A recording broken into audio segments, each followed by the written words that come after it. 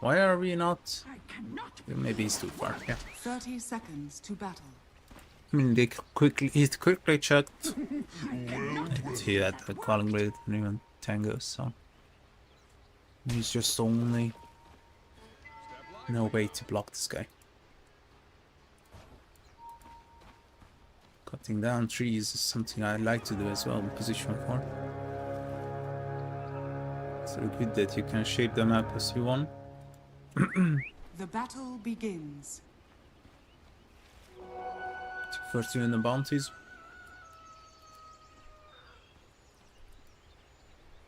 Step lively now. Your admiral is on board. Admiral strong.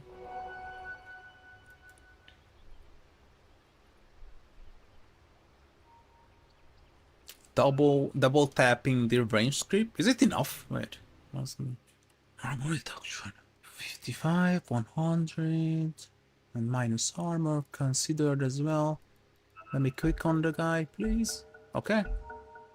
Yeah, it's enough.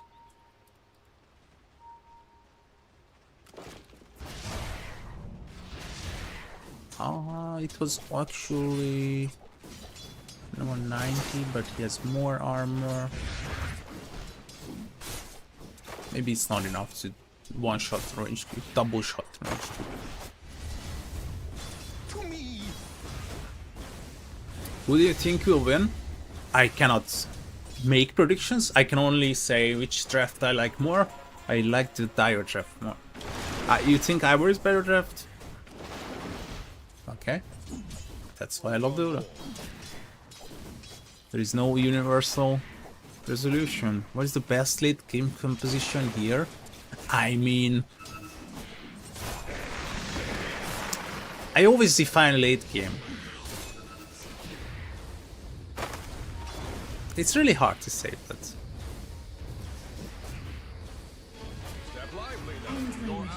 it's not here too. What? Late game, Radiant.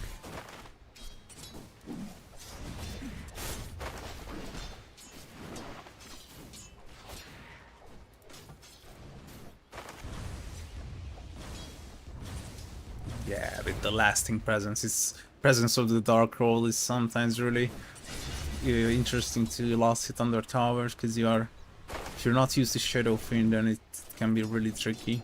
But look at that Shadow Fiend gameplay on the mid lane, as we are used to it. Young PH is having a tough time. Hey, how did he miss that? Sage. Exactly. Troll versus troll drafts? I think both drafts are very solid. What are you talking about, my friend? Aizen is dead. They place the sentry. This is the wholesome support. This is your support when you are growing up. He got sentry. He got spells. He's using them. And they synchronize with you as well. This is your friend. From the solo queues. No. Aizen is back. He's not missing any creeps. Oh, that's nice one. I think. Did I? Yes. We'll pull the creeps out from the tier 1, my bad. It's gonna be easier to lose it. Torpedo though.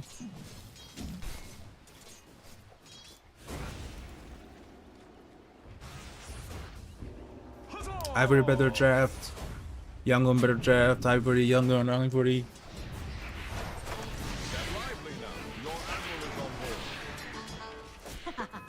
Okay, so far, Young on to the first one. Radiant structures are fortified. Young gun. Did I say that?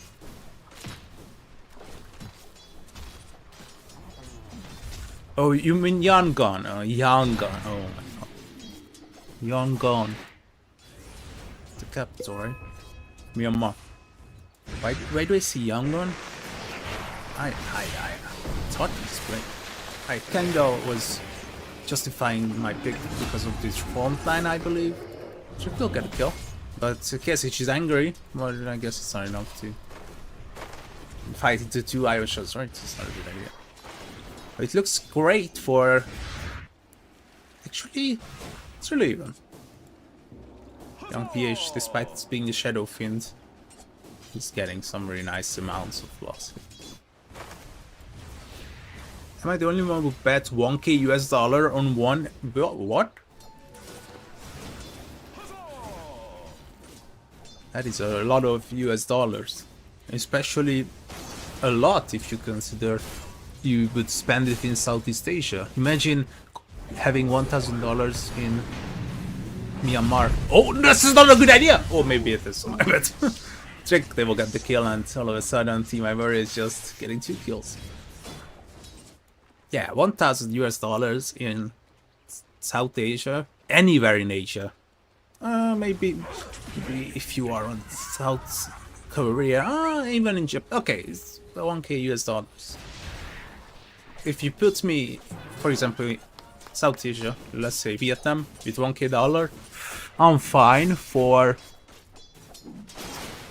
I can get a. If I can rent a flat, I think I can live by it for 3 months. Not even joking. Maybe 4. Maybe even more. Dire's courier has been killed. It's only through Southeast Asia the other players can explain. Oh, Requiem. For a second it was casted. He will cast it in the end just to stay alive, but they lock him down just in time. Loon water rotation with the Sprout, and Ken is now serious trouble. Oh, skill 8. Ken misses. Oh, just one more. Ken is fine, and the rest of the crew as well, but here they come on to KSH. It's tanky, but not that tanky, and they will get 3 kills in a row. 2 more, and we will here are on my favorite. What's that?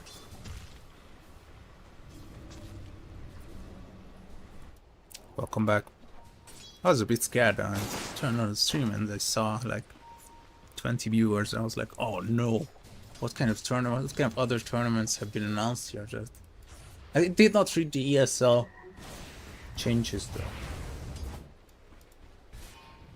There will be more tier 2, 3, I guess. That's what they said. It's basically a money farming tournament everywhere for tier 1, tier 2. There are not enough tier 3s and tier 4s in my opinion. Loon.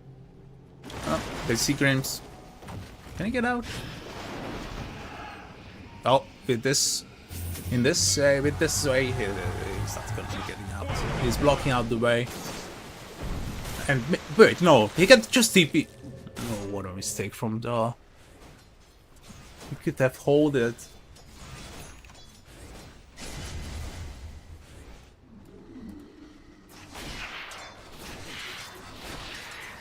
Let's do that first. Oh, so what a surprise! Dark's here. I think they got 2 kills on his lane. That's how much he's worth. Soaring online. It's too early to check the neutral items.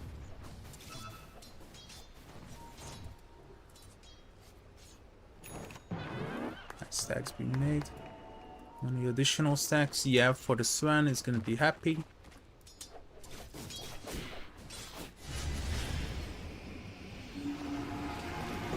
And it's gonna be a regen rune. And Grims picks it up in fear of getting.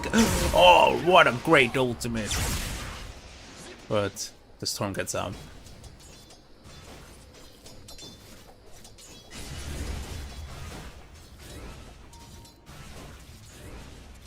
Is this gonna be somewhat of a mixed right click and slash spellcasting build? Yeah, this is what I'm expecting. Kaya and Yasha, you know.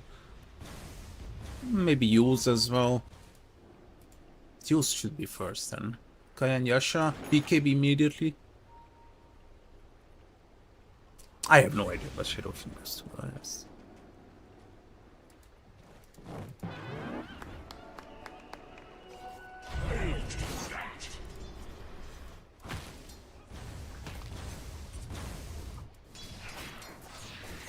Dragonlance.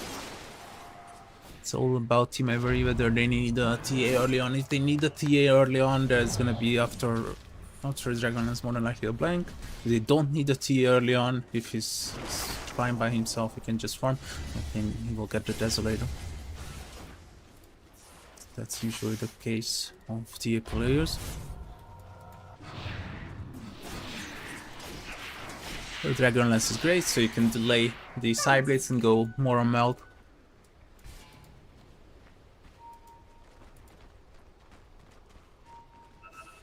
Whoever wins is the better champ. Wow. What a 200 IQ approach. Oh! Skill A. He's just sliding forward. Oh, one more kill for the Onage. But the AD room will be captured by young PH. Can they gank this man? He's level 7. They got 8. Can young PH do this alone? No, not really. Dire's bottom tower is under PH attack. is really farmed.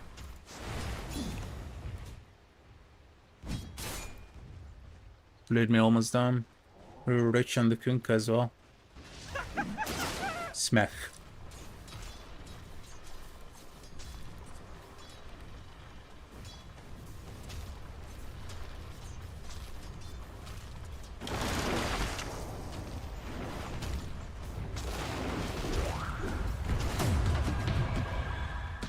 Radiant structures are The power of Marcy.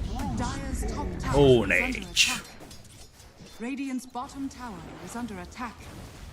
Onage. That's 11 minutes. Not that many kills, but Dire's structures are fortified. both teams are still running even. No one is getting away with the early. Dire's top tower is under attack.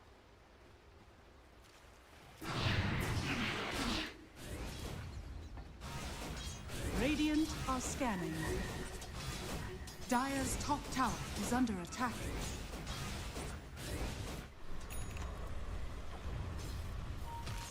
Youngun is really passive. Youngun is one team for the early game. They are so passive so far. Like they are lazy. Dire's middle I'm tower just is thinking, under but attack. this was really obvious. If he's walking that way, they will get the tower as well. It's not gonna be denied. Denying towers is out of matter. I'm not really focusing on that Dire's anymore. bottom tower is under attack. Dire's structures are fortified. Yeah, it's Dezo. They don't need him. Radiant's middle tower is 5-1 under without attack. him. So they're completely fine without the TA. Vido. Insane farm. Vanguard, Pipe, soon. More than likely soaring. Yeah, Gordian Grease. Crimson Guard in this game. Oh, it's actually not bad. Crimson Guard as well.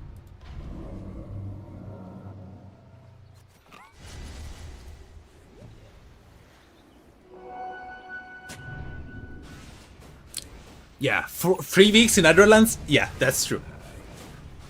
3 weeks. That's true. I agree. Radiant's That's middle true. tower I is under think attack. that's kind of. Dire's bottom tower is under attack. That's really accurate. Bounty!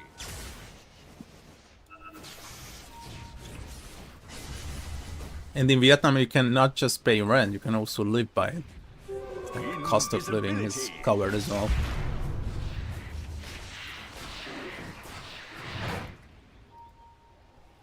Finally, Youngum, or something like with cold smoke. Let's go. 3 heroes together. We can find anything here. Or come.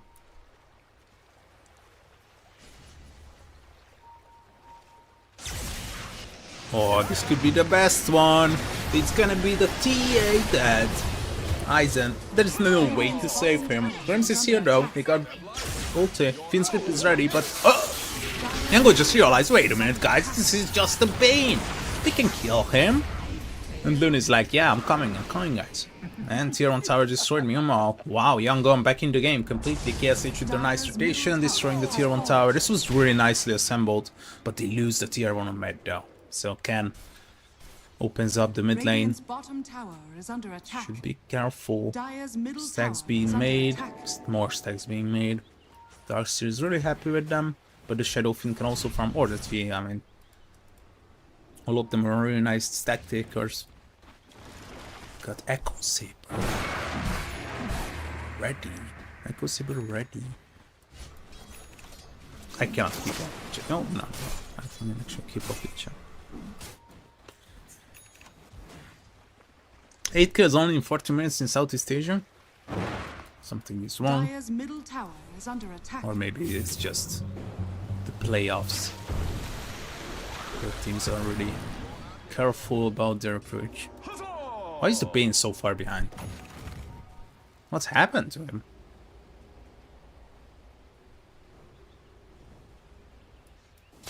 Oh, there was not much action on the bottom. That's true. That's true. So the potentials of farming are getting more gold. It's really low. Another smoke, including 3 heroes, Kangrims and Drake, are looking, and they can kill basically anyone that they find. But they will be the happiest about if they run into another smoke. They would stun up the Dark and kill him quickly, just before they pop any ultis. And here they come. They are just yes, H is dead. Can just some right clicks and some spells, and all of a sudden Yasha and Kaya is online. Always confuse the order. Oh, this is really risky type of gameplay. You're lucky enough that they don't have the vacuum, but they have the wall to slow him down, but it's not enough. Can they rush? They got 3k lead. Can they rush? Actually. Do they have the Des? Yeah, they have the Desio. They need to assemble some vision. This is a really good start. Maybe here one here as well, in this area, and you can go rush. Or one here. You place a hero here. Or you place a hero here, and you put a ward here. No, this doesn't. All of a sudden 4k gold that team member is running away with, and also 4k experience. That is like 10%, 10, 11, 13% of the total. More than what the young one has. Tough to kill this man, but 23 armor under the tower.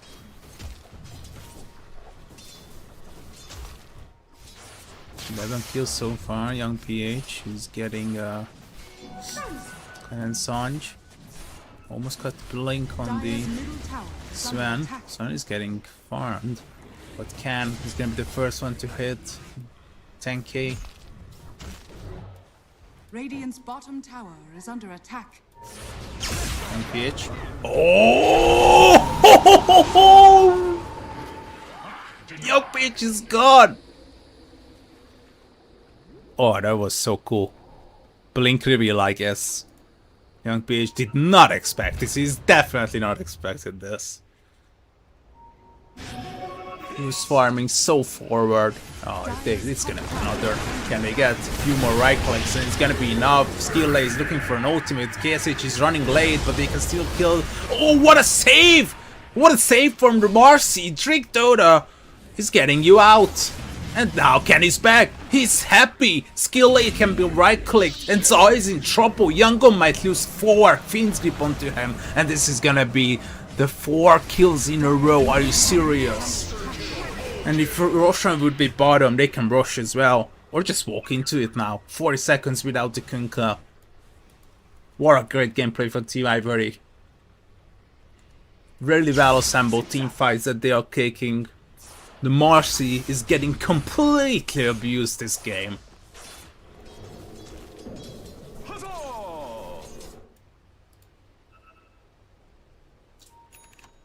Radiant's top tower is under attack. Radiant are scanning. Dire's bottom tower is under attack. Radiant's top tower is under attack. It's getting out. Barely. It's actually decently fun. Spirit Vessel Knight. Torpedo Pipe. Vanguard. VL. Oh, he's getting big. He's getting really big. Having 3 heroes hit 10k gold before 20 minutes. That is really good. Team member is definitely completely happy with the current situation that they are in. If they can take a rush, but it's going bottom, so you would love to take it as long as it's tough, right? No, if they are showing, it's gonna be a disaster once again, but they are moving on to Can. Can they get him? Pipe activated, and nah, he's just not dying, and the Bane is always there to save him. Drake is out of position though, they might catch him, and yes, Drake should be dead. Now KSH actually going for the more important kill as he shut down Can. That's a godlike streak gone, but it's the Sven against all, because he's forced back by Rupido, and KSH will be just kited around to death. And Loon is trying to hide now the evidence. And here they come. They cannot rush. Rush is moving bottom. But they can go for the Tormentor. Oh, with this? No Shadow Fiend. Oh, no Swan. They cannot still rush. Yeah, I'm going to win super easy. Even it can still happen. What do you think, Gaben? 1/3 of the chances. Going for Yangon, 2/3 for Team Ivory, okay. The seeds of fortune. Vido. Radiant's It's really hard middle to tower kill is him under though. attack. Now the question remains, can they still rush?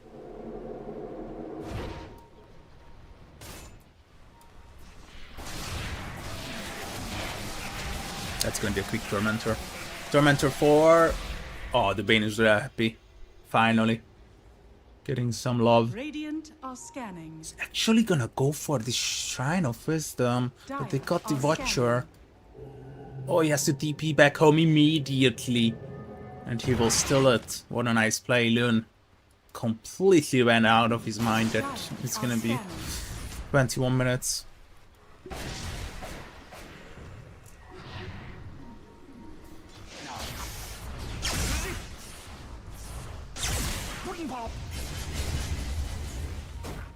X online. Dire's top tower is under attack. Use his cooldown. They are returning back. Increased Radiant's max bottom souls. tower is under attack. So good. So good. Dire's top tower is under attack. They're ready to use it. Oh, it's suspicious. These shadow raises are coming out of nowhere. This was really suspicious. But 9k gold lead for Team Ivory, they're just farming better. They have 3 farming heroes that are farming. On Yangon, it's tough. Kunkka is having a tough time. Storm. That was weird. They can just go for this tier 2, right? They got the Tezo. Dire's top tower is under attack. Dire's structures are fortified. Ivory batters are hiding now. Are scanning. They have nothing to hide from though. That's the Radiant's 9k gold structures lead are favoring Team Ivory. Radiant's And middle also, tower is under oh, attack. having 18% more intelligence, that's 10k experience lead. Is that a BKB? BKB almost down on Marcy. Grims, okay, still behind. Dire's top tower Daedalus is will under be attack. coming out from Aizen. Radiant's middle tower is under Got the attack. Hurricane Pike, and they will bring down this tier 2 tower, and they will immediately TP mid. They are defending everything should be defended, especially if you want the Radiant rush. Radiant side rush, I believe. Step lively now.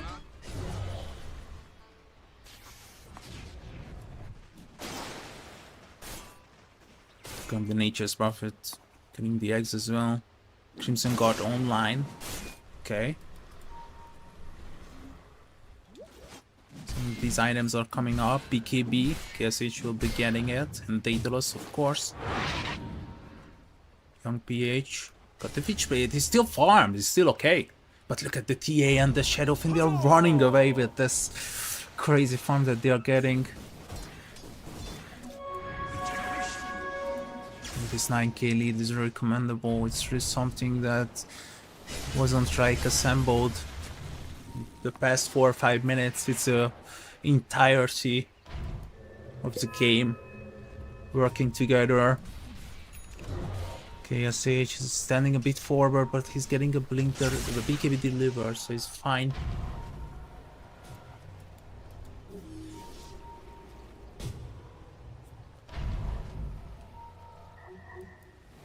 I swear, these don't check live score are gonna be auto moderator banned for sure.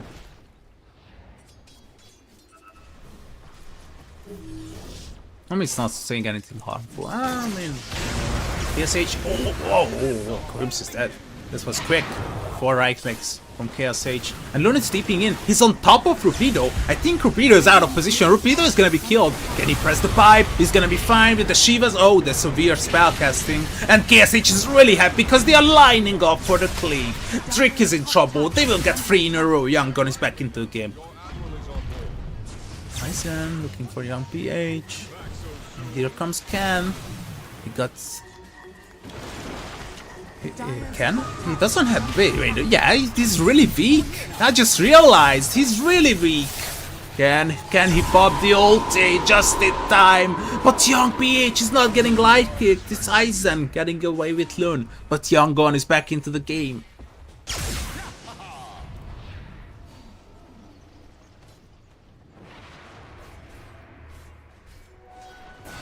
The BKBs, the greedy gameplay, and they are getting burned for it.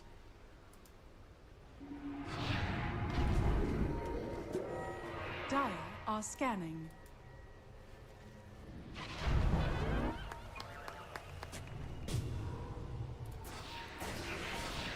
What?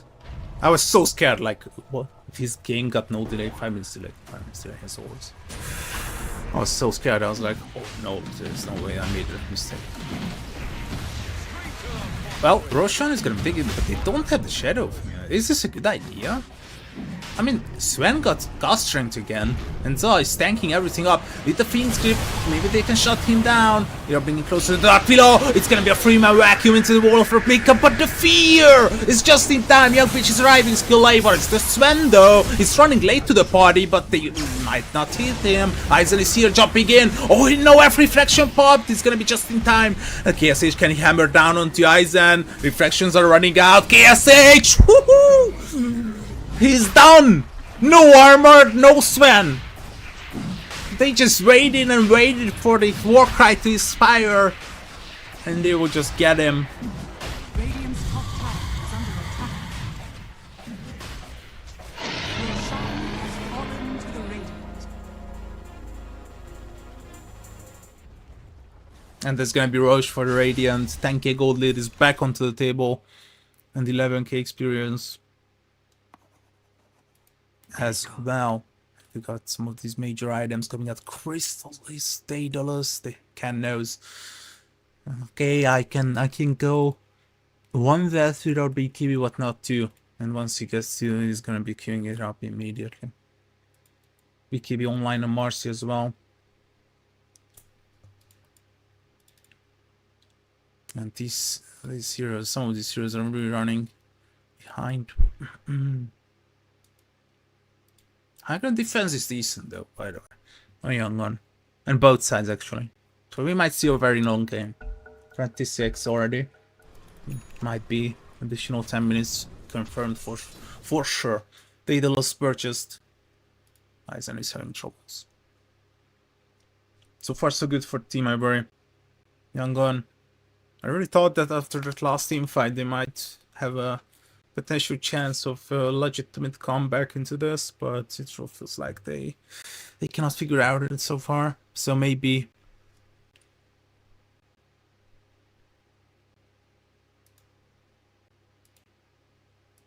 very good.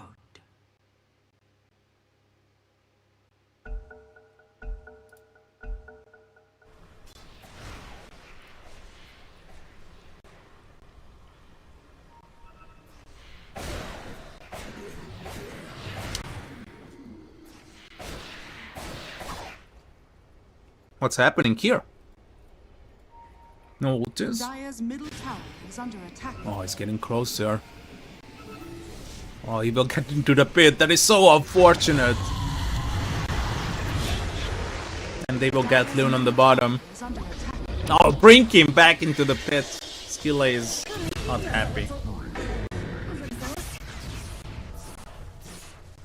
I see young PH farming, but there's no way to kill him, right? But they got the shard though. Oh, young PH is, I think, is fine. It's just gonna go back home. Imagine if he like zips here and there's like Ken waiting for him here. Requiem. Dire are scanning. ESH, Daedalus as well. Got the BKB now. Torpedo. Really running around the map. He's just searching for people. He's gonna miss out on the action though. ESH TP'd mid. Nice read of the game. Dark's still gonna go for the hacks. Not so safe harbor, eh? No, that is getting exciting. 22 to 10. Lun is still farming the other side of the map. Dire's bottom tower is He's under just attack. getting this ward assembled again. Dire's bottom tower has fallen. Torpedo getting through the portal. The twin gates, and they will move on to his tier 1, tier 2 tower. They saw Ken. They have a sentry here. So if they don't see Ken in the next 5 seconds, they will know that he's here. Radiant's middle I tower don't is think under he can. attack. Oh, he knows. Yeah, that was a nice read from. So Loon is coming. He got the sentry. Oh, but it was the blade was carrying Ken away. Then it was the bad play. Should have baited. Oh no. That's not right. Oh, he moves into the trap. No. It's done. He was blocked for a second. Ken invisibility is expiring. This is not the play. Not the play you are looking for, right? Dire's middle tower has fallen. Balloon is back into the jungle. And this tier 1 will be picked up for free. Radiant structures are fortified. Radiant's top tower is under Can they go attack. Icon? Dire's bottom tower is under attack. Drake will pop the BKB. We're moving on to top. I think he's dead. There's no way to get back home. I mean, he will pop the Admiral's ROM, but the vacuum is gonna be there. And they just lock him up. Actually, it's pretty tanky, not gonna lie, because of the Admiral's ROM. It's just popped now. The damage is delayed, but yeah, he's just picked up 14k gold. It's just. Why do I think that they have 3 heroes farming and Yangon is just completely letting them? It was such a greedy approach, and Yangon is just letting it happen.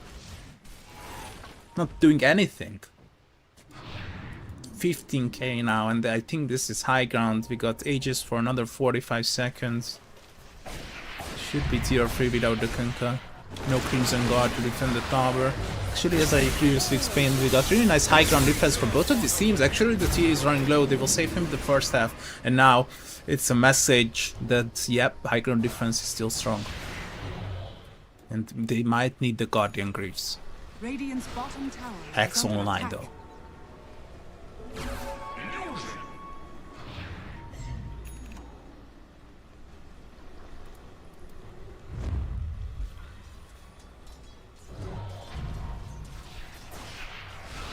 Hanson is back.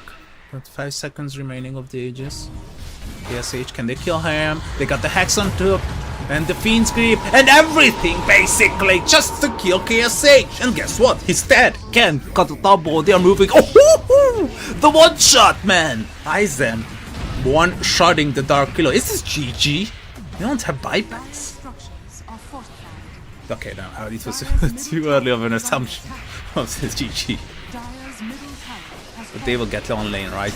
Oh, the Storm is trying to delete the wave. He will get it. Dire's middle barracks. It's gonna be enough to hold them. Dire's middle barracks has fallen. Dire's 3, bottom tower 2, is under attack. 1, and backdoor. And young PH, he knows. He knows. This is a good gameplay. He defends. Single-handedly defending.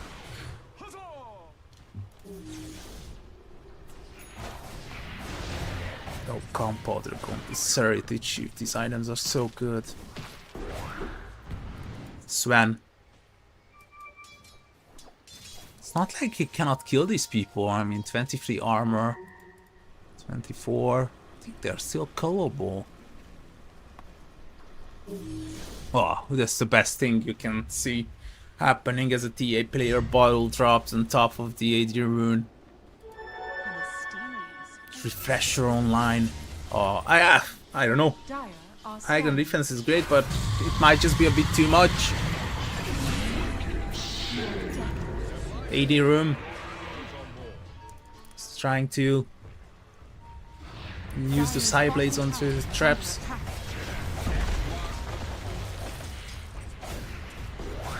Look at the damage. And now Gunka is dead.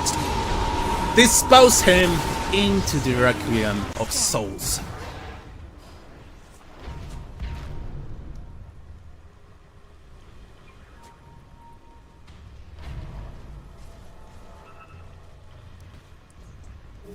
Dire's bottom tower is under attack.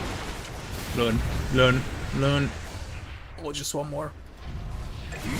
Oh, what a play on the traps. Loon gets killed, but he got buyback available.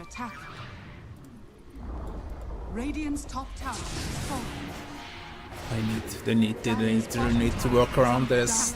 You are losing your buildings, Yangon. Aizen is completely untouchable. Maybe they will kill him now. Do they have enough damage? Yes, they can. The Darkseid is late to the party. What a mistake. Wide open mistake from Team Ivory. But this Yangon. Radiant's top tower is under attack. But they're looking to bait them. They're looking for the comfortable way that Yangon is looking to approach. So they might be able to bait a few heroes. Well, it's obvious, isn't it? Like, no one is defending this. Yep.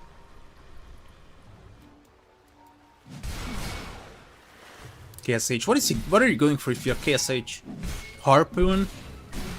I think Axe is really good this game.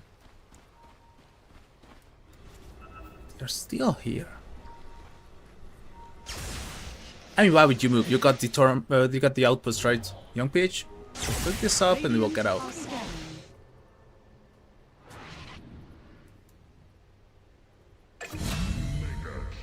Wait, what? Oh. Oh, yeah. Good buyback though.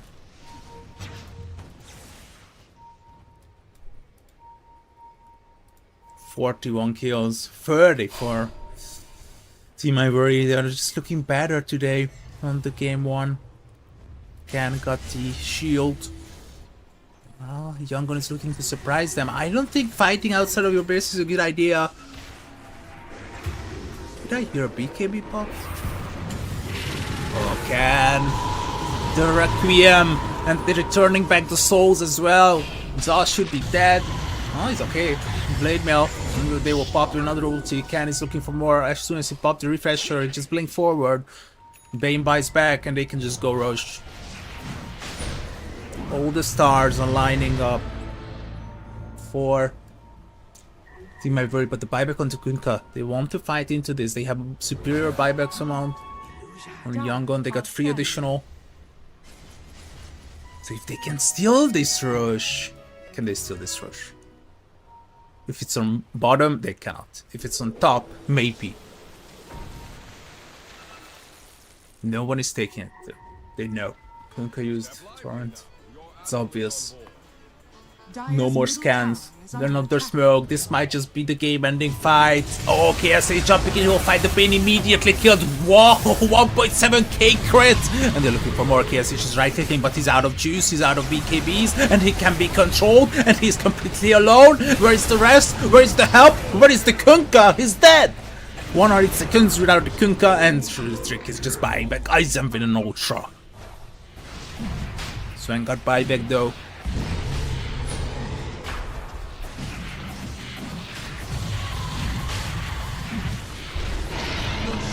And this is gonna be rush. Another Aegis for 5 minutes. Another lane secure more than likely. Unless the Sven buys back, but without the Kunka it's gonna be really hard. Sven would be wishing for a refresher. This BKB is running out of energy. Yeah, already down to 6.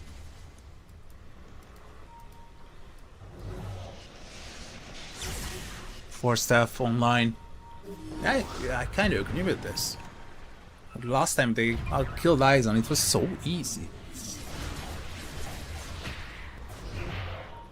They know about the Kunkka buying back. Dezun Bloodrite? Oh, that's so good!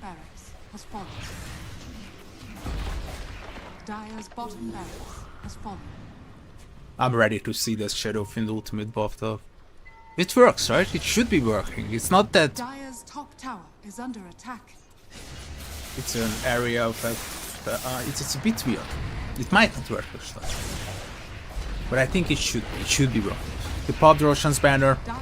You got all 2 lanes. It's gonna be free. Kunkka is coming back. They have to try fighting into this. They have to try. They can delete Aizen quickly. It's a problem that... Oh no. They cannot stop him. They're trying. Loon is stepping back. I don't think that's the correct way. Maybe you're sacrificing yourself for the Aegis. That's a way to approach it. Loon finally will be deleted. You're jumping onto the bin. You know that it doesn't have buyback. Oh, but again with the Requiem. Once again, he will pop the ulti again. And I think, yeah, it's affected by the Desmond Bloodrite, and it might just be affecting him so greatly that they can call GG on Yongon. Aizen looking onto Ken. KSH might just get solo killed here. Of course, go into the fountain and farm them. No. Yongon, they want to try one more. But they don't have KSH, the Ghost Chunk, they are moving onto the team, but it's immediately hacked up, and Young Page is in serious trouble as the vacuum keeps enough time. Chi-Chi! Team Ivory. The greediness is paying off. Really, really paying off.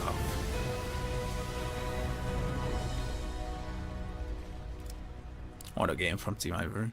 Well, what else to say about Game 1? It was an immaculate performance from Team Ivory. Look at these net worths. 33, 30, 24, 12 on support Marcy. He got School Basher and jumps.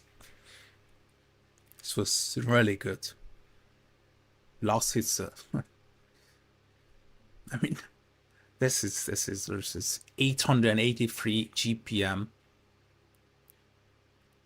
Damage received 66k. I was worried of the front line. TA is the front line. He's just right clicking. 66k damage received and 76% reduced. Okay, let's go on a break. This was insane.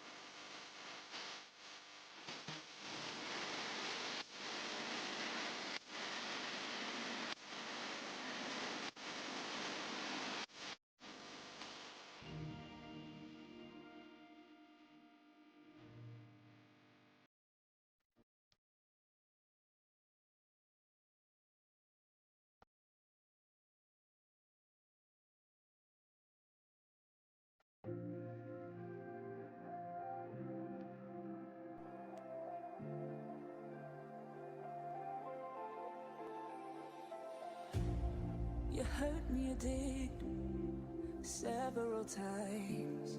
It hurts to admit that we're no different.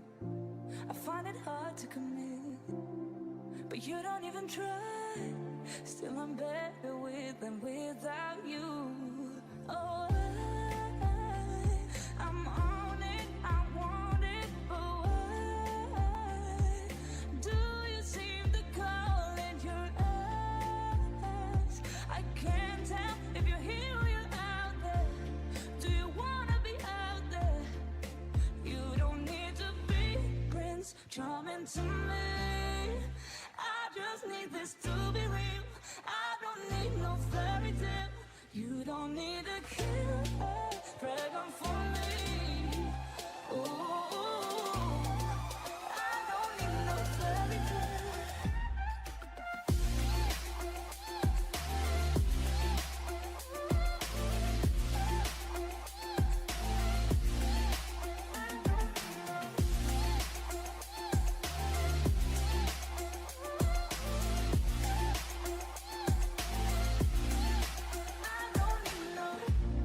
We run and go still every time. Whatever it is, I keep on trying. 'Cause it ain't hard to forgive when you know what it's like. That's why I'm better with than without you. Oh, I'm on it, I want it, but why do you seem to call in your eyes? I can't tell if you're here or you're out there. Do you wanna be out there? You don't need to be Prince Charming to me. I just need this to be real. I don't need no fairy tale. You don't need a kill a dragon for me. Ooh, I don't need no fairy tale.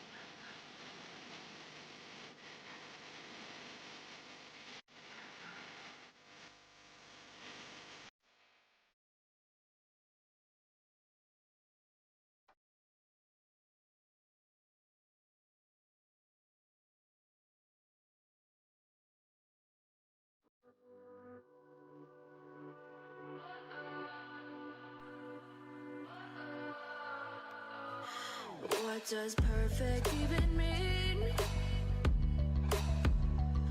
Is there even such a thing?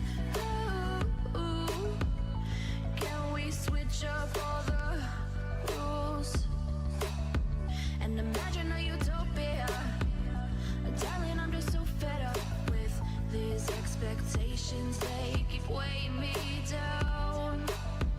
My heart is begging me to get the hell out of my head. I'm gonna live inside the upside down for a minute and pretend, honey, I'm a perfect 10. Whoa, whoa, honey, I'm a perfect 10. Whoa, whoa, and if I say it enough, it gets ingrained in my head, and I start to see, honey, I'm a perfect 10. Honey, I'm a perfect 10. Whoa, honey, I'm a perfect 10. Honey, I'm a, yeah. Yeah, I've discussed it with myself, and I'm disgusted with the way we're told to have a certain face. I stood and wait because we aren't pixels on a screen. No, we're human, we breathe. Every single thing we see curated, it's overrated. These expectations, they keep weighing me down. My heart is begging me to get the hell out of my head. I'm gonna live inside the upside down for a minute and pretend, honey, I'm a perfect 10. Whoa, honey, I'm a perfect 10. Whoa, and if I say it enough, it gets ingrained in my head, and I start to think, honey, I'm a perfect 10. Honey, I'm a perfect 10. Whoa, honey, I'm a perfect 10. Honey, I'm a, yeah. Oh, oh, oh.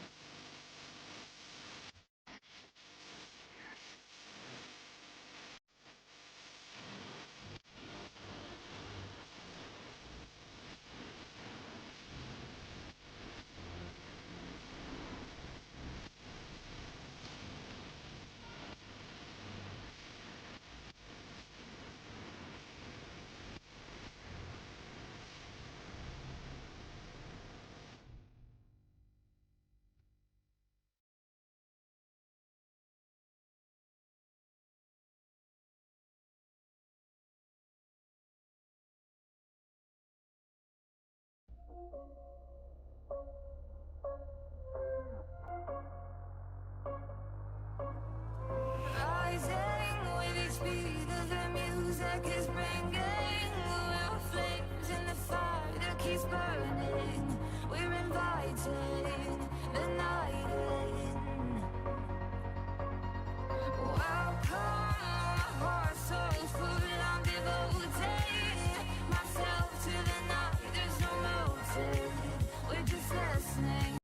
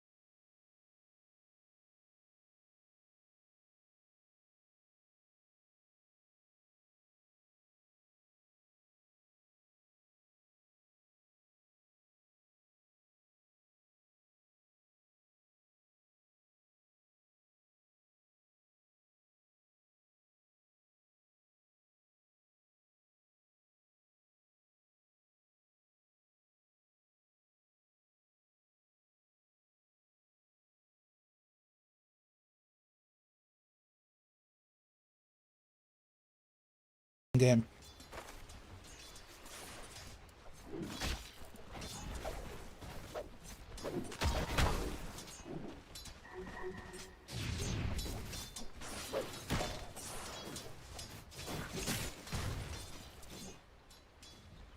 Running pretty even on the laning stages. It's actually a really nice lineup against yours. I actually like it. Yeah, you can apply a lot of damage. KSH trying to get home safely. He's like, okay. Lunar repelling the fire. Fire.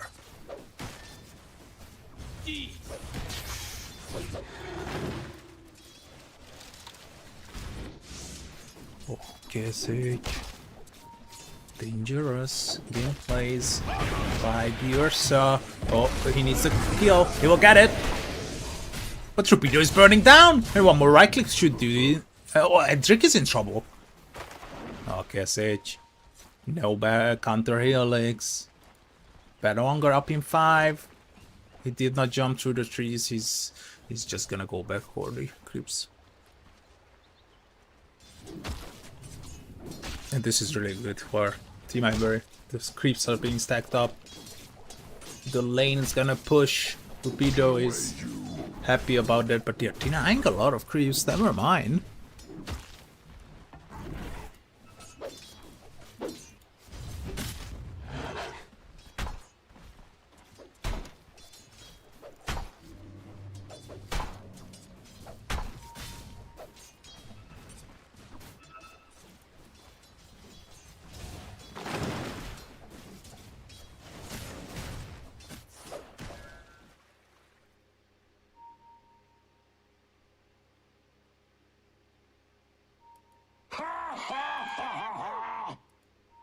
Storm is gone.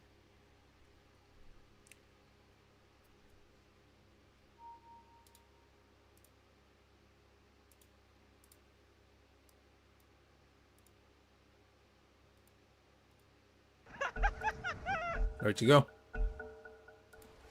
In the group stages, which were the first game was Young versus Team Ivory. Team Ivory won 2-1.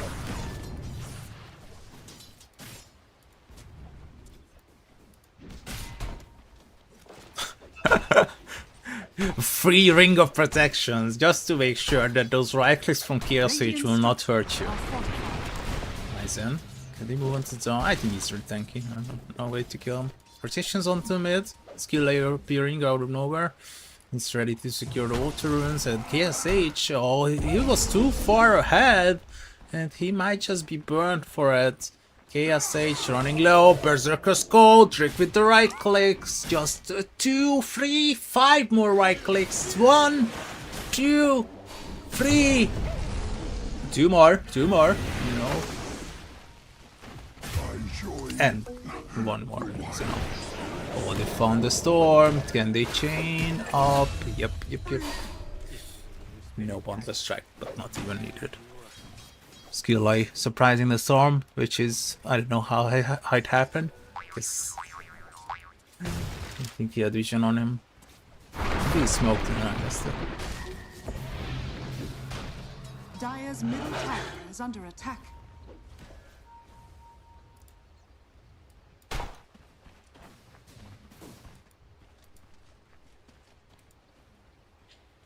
Trick TPing back home. I'm gonna be okay.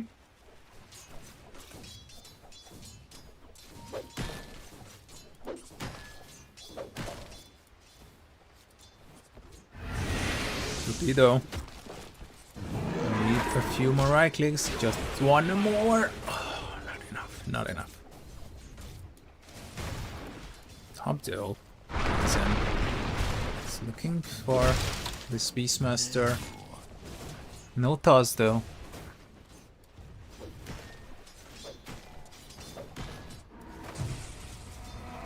KSH. Oh, he will get the right click just in time.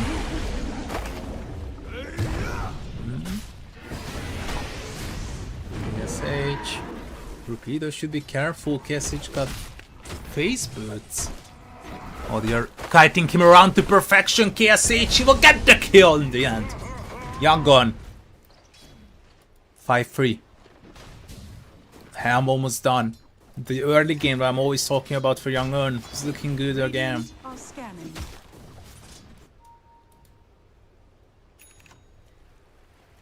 Dire are scanning. And they will get another Trick Dice as well, despite having additional 6 armor.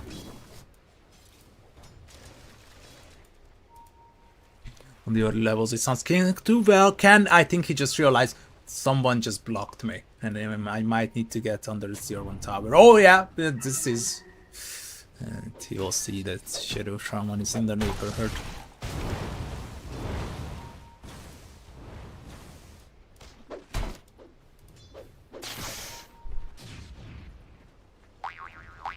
Dire's middle tower is under attack. Should be careful. 6-3. Dire are scanning. Radiant are scanning. Radiant scanning. Tower is under attack. Grims is baited. They will not commit for it.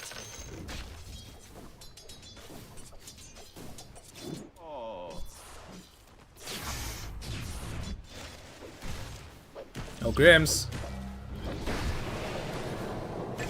We just killed by young PH. 7-3.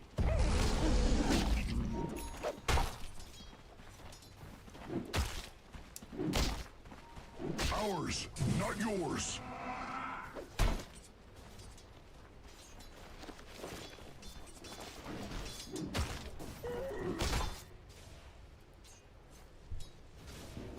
Again, 54 last hits.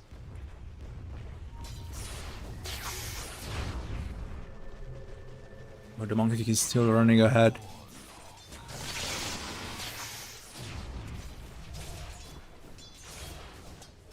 Dire's top tower is under attack. Here they come, securing the rear rune Ownage. 5 kills in a row. As they will pick up the AD rune stations. Have been punished as they kill the Tiny. And they are getting onto this tier 1 tower. Yeah, this Beastmaster build. Radiant's courier has been Really good. Suiting their game style. Yes, Witch's courier gets killed. Running deep, Can is about to destroy the tree. He will be retreating out.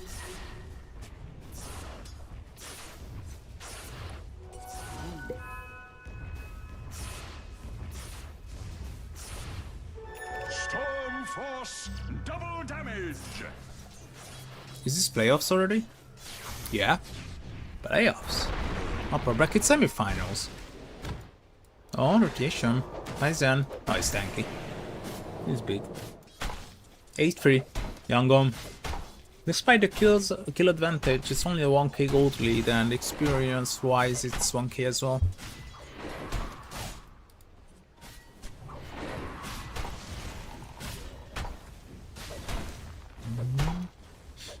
Looking for a smoke bay. Radiant structures are fortified. Cliff. But I doubt that they are defending this. Radiant's bottom tower is under attack. Oh, maybe they Dire's can. middle AD tower rune is under on. attack. Oh, but Speedo got Dire's 6. structures are fortified. Massive serpent ward. Look at the chicken. Or rooster or whatever it is. Are scanning. Radiant's bottom tower Oh, is wait a under minute. Can it's just right clicking it? Is this illegal? Young Peach will commit to Wukong's command just to get the tower. Dire's middle tower has fallen. Radiant's bottom tower is under attack.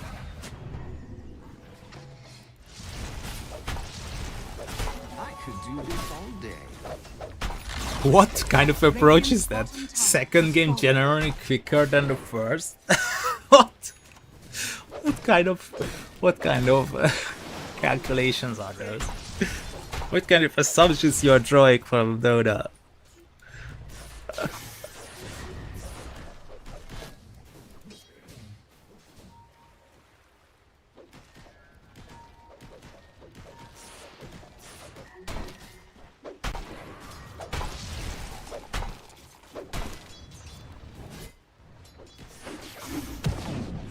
Oh, on the strike miss.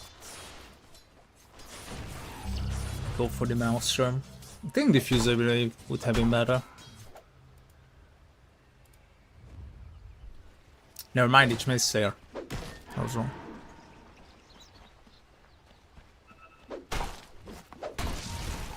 Pedo, Radiance. Radiant are scanning. Oh, huge zip forward can. He will find the Beastmaster Primal Roar, but I don't think that's enough. Ryzen will just right click him down. And rotation is being made by Bloon though. Nice Ice Pet onto 2. You would love to have the Wukong's command, but he used it for the mid lane. And they will at least get 1, maybe 2. Are you serious, young gun? 2 kills.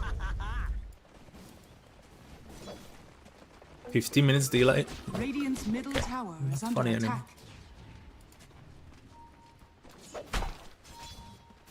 5 minutes, exactly 5 minutes.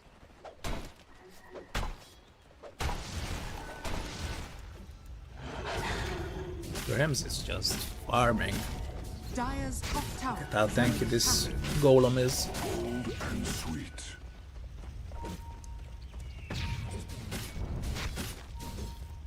Can he kill it? 6 seconds left. Nah, it's fine.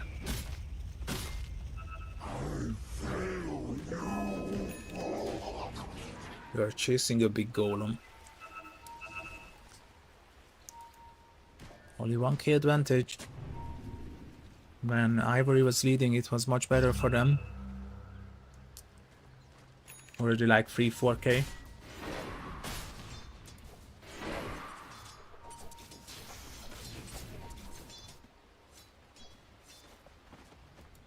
Young Gun, you have to think about Rosh as well. He should be coming out soon. As soon as Roshan is going top, he should be taking it. So if you miss out on those timings, this greedy draft once again by Team Ivory might just pay off. I mean, they are buying Radiance, they are farming on Tiny, they are farming on Axe, they are farming on Storm. Battle Fury completed. Sub for 14. Still okay.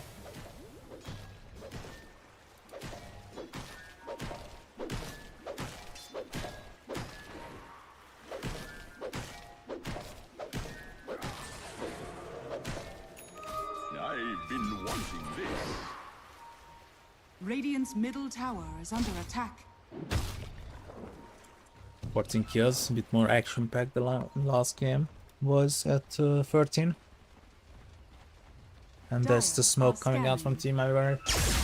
Loon, we were surprised. It's tanky actually, but the Arcane is more than enough to bring him down. Young PH. He will commit, the Wukong's command. Ken is out of mana. Ken! In a weird situation, the Cole. Is it enough? Oh, the Golem will come out. Second wind. Look into real grass, they got Grim's Golem.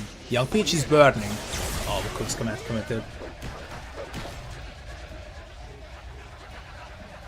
Ken got the regen. Radiant's bottom tower is under attack. Zip zap. Zip.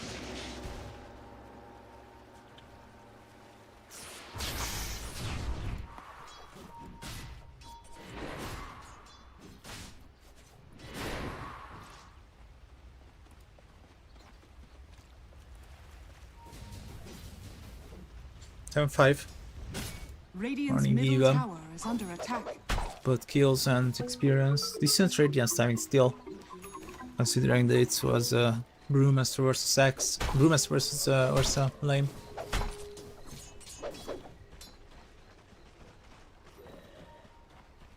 And Roshan is going top and you should be taking it. That's the thing I was talking about.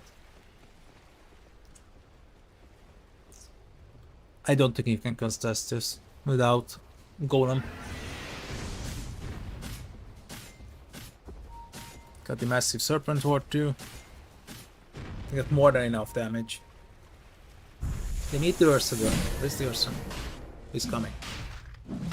He's not coming? He's not coming. Ursa's not coming. Wait, what? Ursa's really not coming. Okay, then it's just gonna be the beast. And look at that massive serpent ward. It's not just dealing damage, but also tanking ocean damage. It's pretty good. Can bottles up the haste. Radiant's middle tower is under attack. Look at the Carstensz.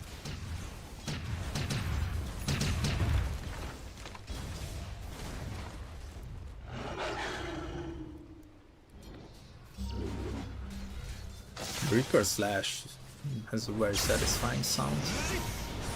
Oh, looking for the script. Ah, you can always get the new one. Make sure to check out Cyber Squad Live meanwhile if you are interested in more Dire's top tower Dota is under stats attack. other than watching a game. And you, maybe if you're tired of the others.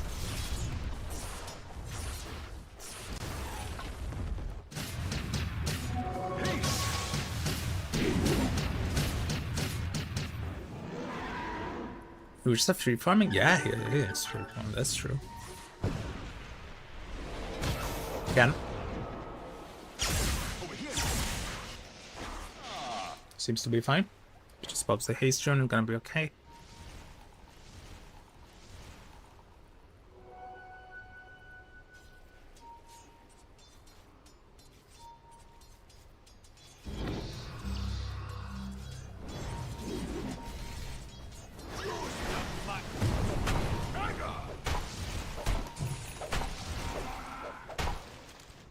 $250. Radiant's And middle moving on tower to the is under CR1. attack.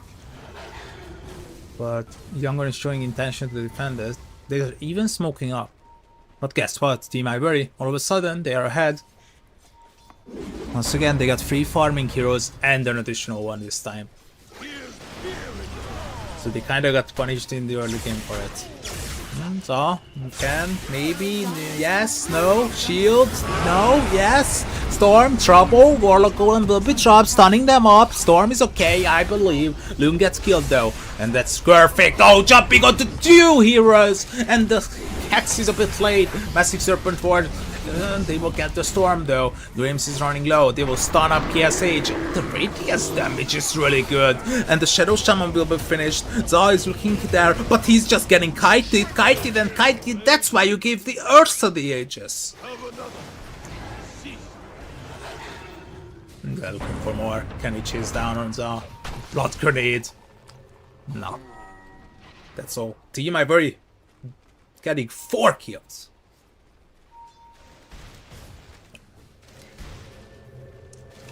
They're easy take on the CR1 tower. Young PH though, he knows that they're out of ultimates. So maybe, despite him burning down, they will get this Lucan's command, Ice Pet connecting, it's really nice, Rick, where are you when they need you? And they will just get out, it seems like. Skill Lay cannot connect. Skill Lay needs a bonus cast range, needs an Aether Lens, because he cannot connect. Either Blink or Aether Lens is necessary, because he cannot connect. It's a decent farm as well. So it really feels like he's always late to the party. Yep. He knows.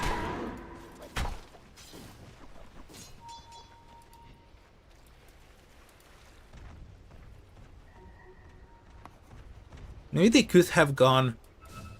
Maybe they would.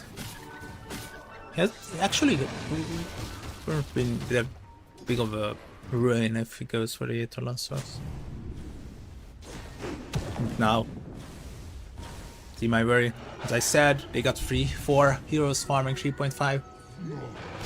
Polywog Charm, they can get this Tormentor. And Skill Lay. Skill Lay is another core now.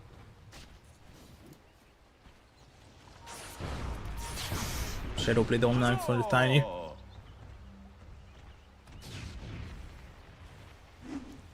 Dire are scanning. Radiant are scanning.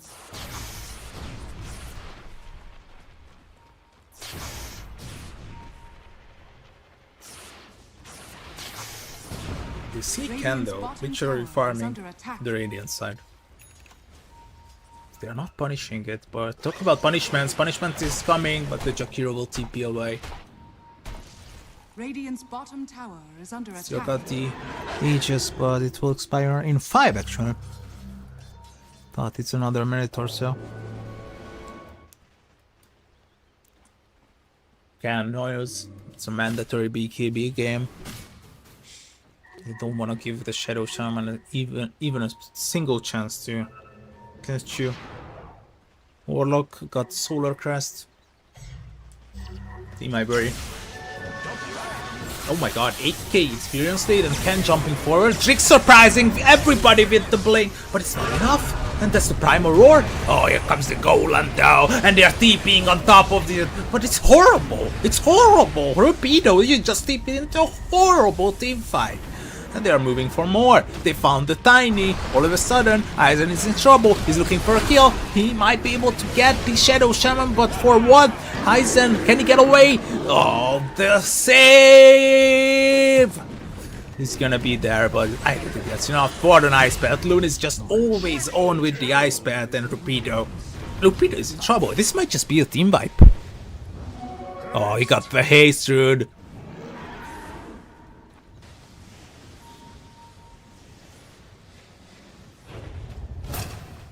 Nah, they consider it a bit too risky. It's 25 kills, 22 minutes, and we got the Yangon lead back.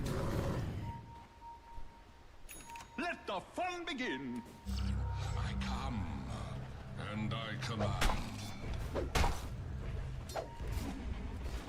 And they reduced that 8k experience disadvantage Huzzah! to 2k.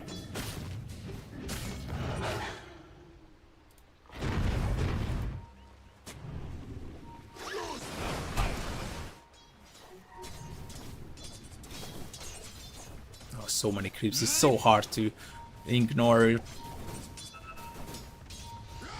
But Drake looking for a kill, cannot find a call, so I will just retreat.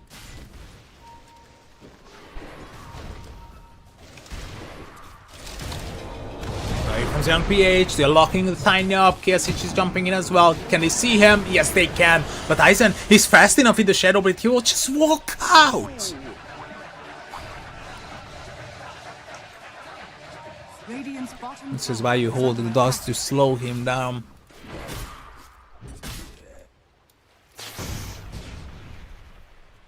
Dire are scanning.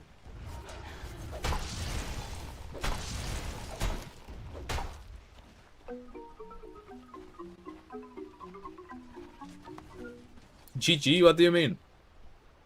Dire's It's really even, top it's tower is under 50-50. attack. Dire's structures I don't think you are defending this. The massive Serpent War is just too big of a deal. It's another hero. It's a standing hero.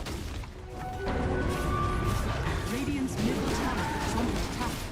Stupendous. And you just don't want to fight into that. No shard? Shard is online. And he got the diffusal blade. I was talking about it. Picked it up. Oh, this is already the diffusal claim. So they finally lock him down. The right click should be enough. Beastmaster falls. Radiant's middle tower is under attack. Cam. Now looking for the Jakiro. They will lose him as well. Has fallen. And they can move on to his tier 1 tower. This is great. Radiant's top tower Oh, is they're under looking for attack. more. Trick. Radiant's Fine. structures are fortified. The Shadow Shaman.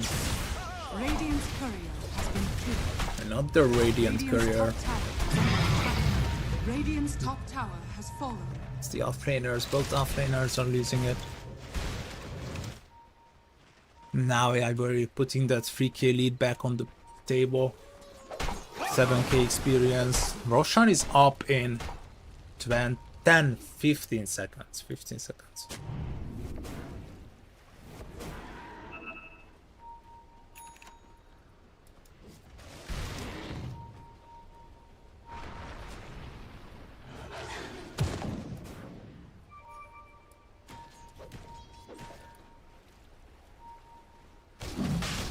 Here they come.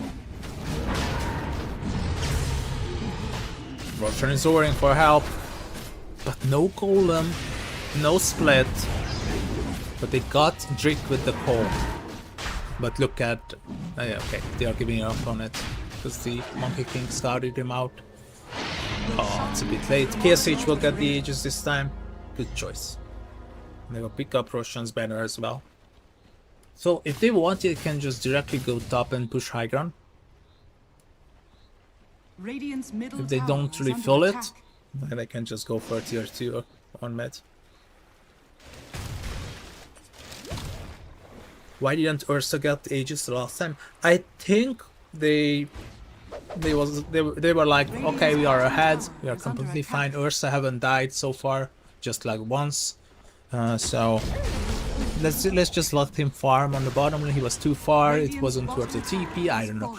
And they were like, okay, the business is gonna be good as well with the Aegis, but now they know that it's not the way to go. It's not the way to go. And Radiant's bottom tower we'll pick is up the under BKB attack. as well on KSH. He's reformed, but Tiny's keeping up with the pace. And that's the massive support for level 2. But Rupido, this is a bit of a disoriented gameplay.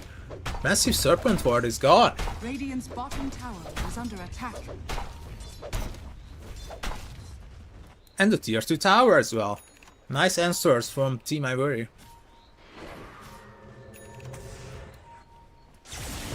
KSH locking them up. He got the Aegis. Oh, Avalanche. It's the toss. Stats resistance will not reduce it.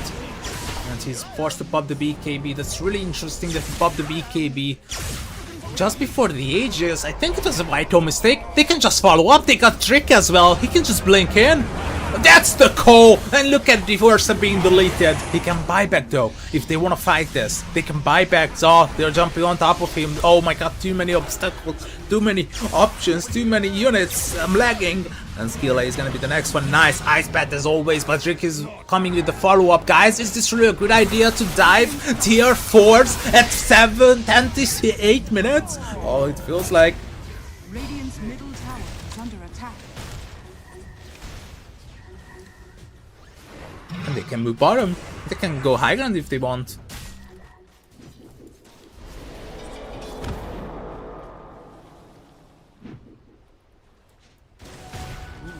Radiant's middle tower is under attack. Dire's And the top back door tower just is under before attack. destroying.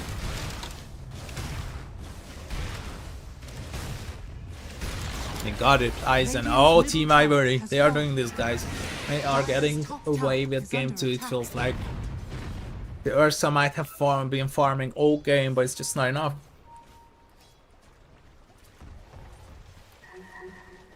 We got the extra core, Drake. And it's funny because the Grims is ahead of him. Grims is out of position, he will be punished. Interesting, they will commit, they will come to command. Actually, the Brewmaster is here. Luna is dead. He got buyback available. Oh, they're moving on to the Beastmaster. They got the toss as well. And the call! Just about to deliver them victory, I guess. Drift Dota delivering us with perfect Berserker's call. And this is what just you need on the Ursa. And it doesn't have buyback. Just 58 gold. Radiant's middle tower is under attack. They're running bottom. Young PH. Radiant's top tower is under attack. Yours, of course. Can he get away though? He's being burned down by the Radiance, oh no! Rupido, he will run out of mana if he doesn't cast it through Young PH. Oh, this is insane. This is insane. Just right clicking him down. Dunk him to death. Oh, it's out. This is insane though, the Team Ivory. They were patient. They were like, okay, we gotta give you that prize. We just wait them out. Just wait them out. Wait for the Ursa, wait for the Monkey King. These early game heroes to Radiant's bottom tire themselves out. And we can go high ground. They are going high ground. They don't care. Monkey King 25. They will get one lane. You're going homeless? Yeah, that's how I feel like. Like I give like 5% chance for Bianca now. Nice goal once again onto the golem and as well. He will be dunked down to that. I like this gameplay from Ken. He's always looking for additional kills. He's trusting his teammates. And they come onto the mid lane. Radiant's middle tower has fallen. Radiant's top tower is under attack. Skill A. This game could have been different if the Ursa takes. What if the Ursa takes ages? What if you go A turns first? Radiant's middle What if barracks are you under attack. go first up here? Yeah. Radiant's top tower has fallen. Double glimmer. Radiant's middle barracks has fallen. Radiant's top tower is under attack. Radiant's top tower Looking is good. fallen. Team Ivory. They're about to end the game. Radiant's top tower is fallen. Now they will try one more time, but the BKB will come out and skill A is burning to the Brewmaster. Oh, Brewmaster on the backline, losing a lot of HP on this split. Aizen, can he lock him up? Can will get a heal on the other side of the map. Oh, this is just so GG. GG! Young PH calls it. Team Ivory is just better. Dire victory. Team Ivory, what a game. Same kind of approach.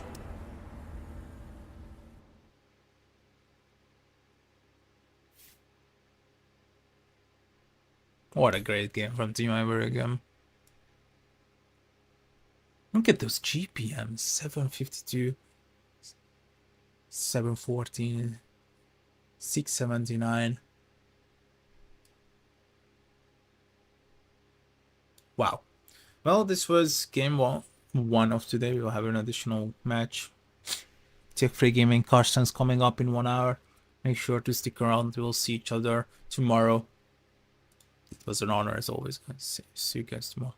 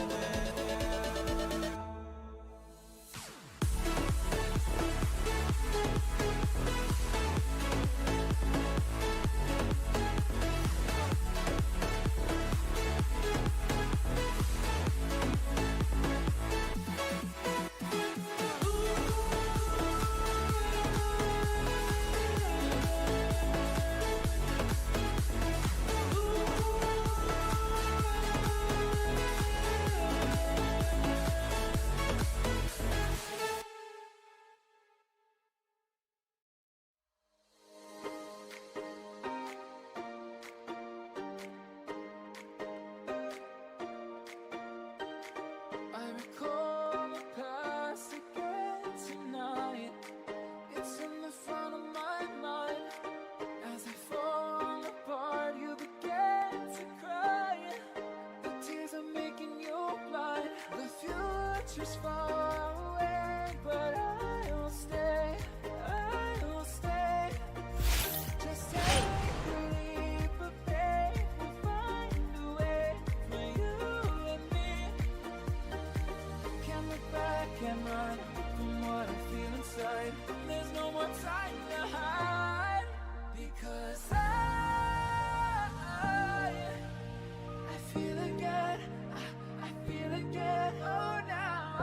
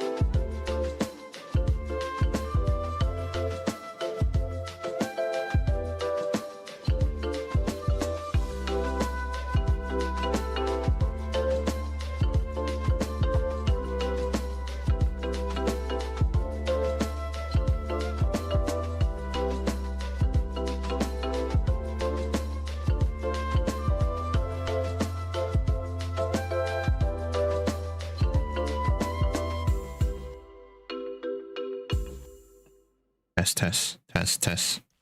Check. Test. Check. Test.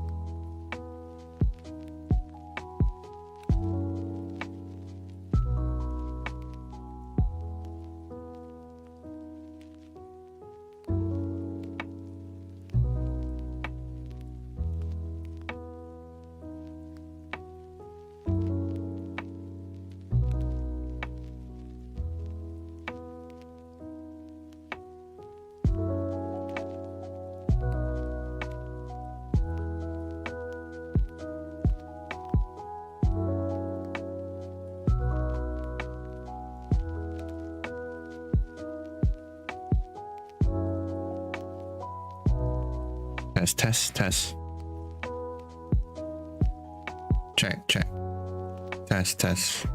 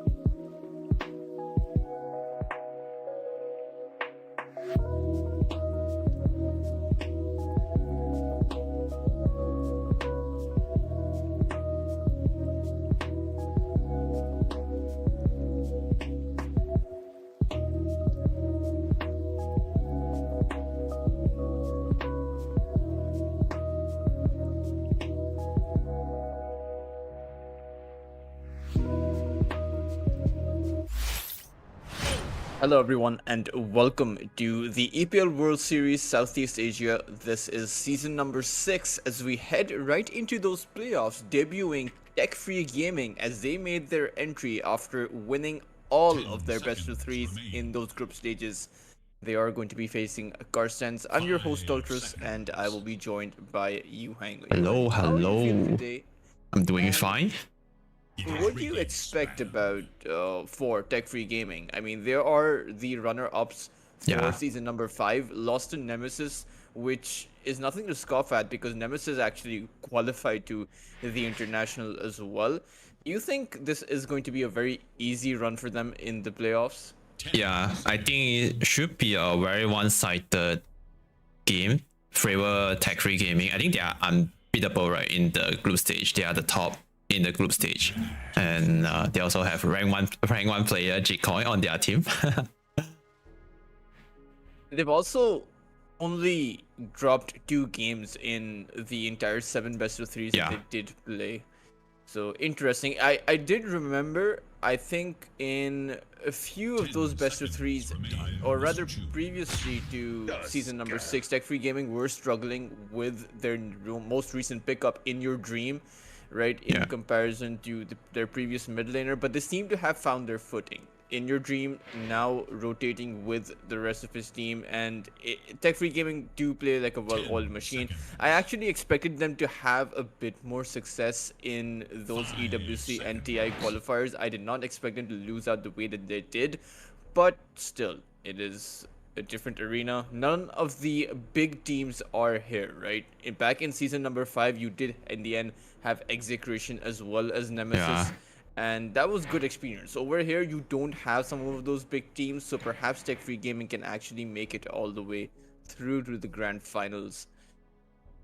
I think Tech Free Gaming with by switching out Mamandaya to In Your Dream, I think is an upgrade to them. I think In Your Dream is more experienced player, so it's gonna bring a lot of like new point of view of the game to all his teammates. I think they will enjoy more playing with In Your Dream. And Mamandaya is like a younger player, more talented, but In Your Dream is like a more experienced. Also used to be one of the top player back then in South Asia.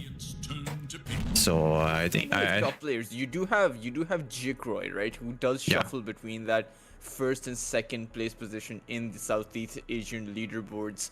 So certainly a lot of up and coming players being shuffled around in the Southeast Asian season. You have 4 distinct teams going to TI and EWC, right? You have Yeah. all of the top 4 teams: Boom, Execration, Nemesis, Talon, and things are looking good for the Southeast Asian scene. Yeah, I went to check the leaderboard just now. Jcoy is currently the rank 1 player with almost 16k MMR right now. Oh man. Wow. But heading into the draft, Carstensz do have that Dawnbreaker, as Oh, well as that Queen of Pain. And how do you feel about the Dazzle coming out here such aggressively for the first pick for Tech Free Gaming? it's a hero that we don't see every day now after the nerf on Dazzle, but I think it's still a pretty good hero, and especially if you pair it with a melee hero like Tusk who can frontline, DK who can frontline body for the Dazzle. You can just stay at the back, cast all his spell, degrade his ally, and do a ton of damage. So it's a great hero if they draft and play around it. And also the QOP pick from Carstensz, that is just nasty. And QOP with the bondage facet, it's just so broken. I think we see this hero almost every matches, every game. It's like a first phase particularly material hero. With that Blade Mail build Yeah. coming out, wonder if you'll see it. Should do quite a bit, right? Against the Shadow Weave from the Dazzle. So my question is if this Queen of Pain will be able to survive. Now you do have that Dawnbreaker to enable that sustain on that Queen of Pain, so the Queen of Pain can actually stay a whole lot longer in those team fights, and Yeah. actually can use that blink a lot more aggressively this game. But Tech Free Gaming, they are in the end going to try and counter out both the Queen of Pain and that Dawnbreaker. Of course, the Static Storm isn't exactly a huge counter, but it will mean that when Dawnbreaker comes in with that Solar Guardian, he will be silenced for a fair bit. Yeah, it's like a good counter, kind of like a good counter to Dawnbreaker or the Queen with the Gleams, or the setup with the Kinetic Field disrupting the Static Storm. So when Dawnbreaker out the in with the Solar Guardian, he might just drop into the Silent and he might just die. So I do like this disruptor pick here from Tech Free Gaming. They must buy BKB now on like all the custom esport core heroes to deal with the disruptor. Carstensz actually go for a gyrocopter. I feel like this is just to steal it away from Jikroy, Oh yeah. who plays like an absolute beast. I think I've seen him hit 1000 GPM records on this hero. Wow. But I 5 seconds. I do wonder if this. Oh no, yeah, Carstensz just banned the Razor. I was thinking if Tech Free Gaming would have just gone for that Razor, but now they're going to have to think about what carry they want to pick up for themselves. I don't think he plays a lot of a lot of Dragon Knight carry, so I do think this is a DK mid, but I could be wrong about that. Yeah, if this is the QOP mid, they will want to put DK to lane against it. So there's still a possibility if they want to like switch DK to the carry. So that's the beauty of this pick. That's why they don't want to reveal all the core yet. They pick a disruptor first to keep this DK flex. And looks like now might be a Dazzle core as well. Should be a Dazzle and DK core. And But then Gyrocopter. what are their options for that carry pick for Tech Free Gaming? Like, what can they possibly go for right now? Morphling got banned. Doom got banned. These two heroes is one of the most played hero for Gcoin. 5, There's still many options in the pool, but I'm just not sure what he prefer. Terrorblade also got banned. All these good top tier carry hero. Yeah, the Shadow Fiend is left though, so we have seen a bit of a resurgence on that Shadow Fiend. Yeah. Fisher, PGL, a lot Yeah. of Shadow Fiends coming about, but I think the Shadow Fiend is a bit too squishy for this game personally, faced up against a lot of disables as well as heroes that can actually get up close and personal in the form of that Queen of Pain and that Dawnbreaker. And with the recent meta build for the Blade Mill coming out for the Queen of Pain, not too sure how successful the Shadow Fiend will actually be. And now you have the Tiny too, so 3 heroes that can actually jump inside of that Shadow Fiend. So ideally you'd want a strong hero, so actually Tech Free Gaming, they decide to send that Dragon Knight down towards that carry position and pick themselves a mid invoker. How do you feel about both of these drafts? So it's a mid QOP against Invoker, should have some advantage on Invoker, and the safe lane for Tech Free should be kind of easy, I feel. It's not easy for like Dawnbreaker to kill DK in the lane, with even with Tiny. And FVZ on the offlane, there's something new that I don't see. Offlane Dazzle in this meta is my first time, I think. The Shadow Grave is going to be huge, but I'm not too sure about the impact of an offlane Dazzle compared to some of the other heroes you could have picked up in this situation.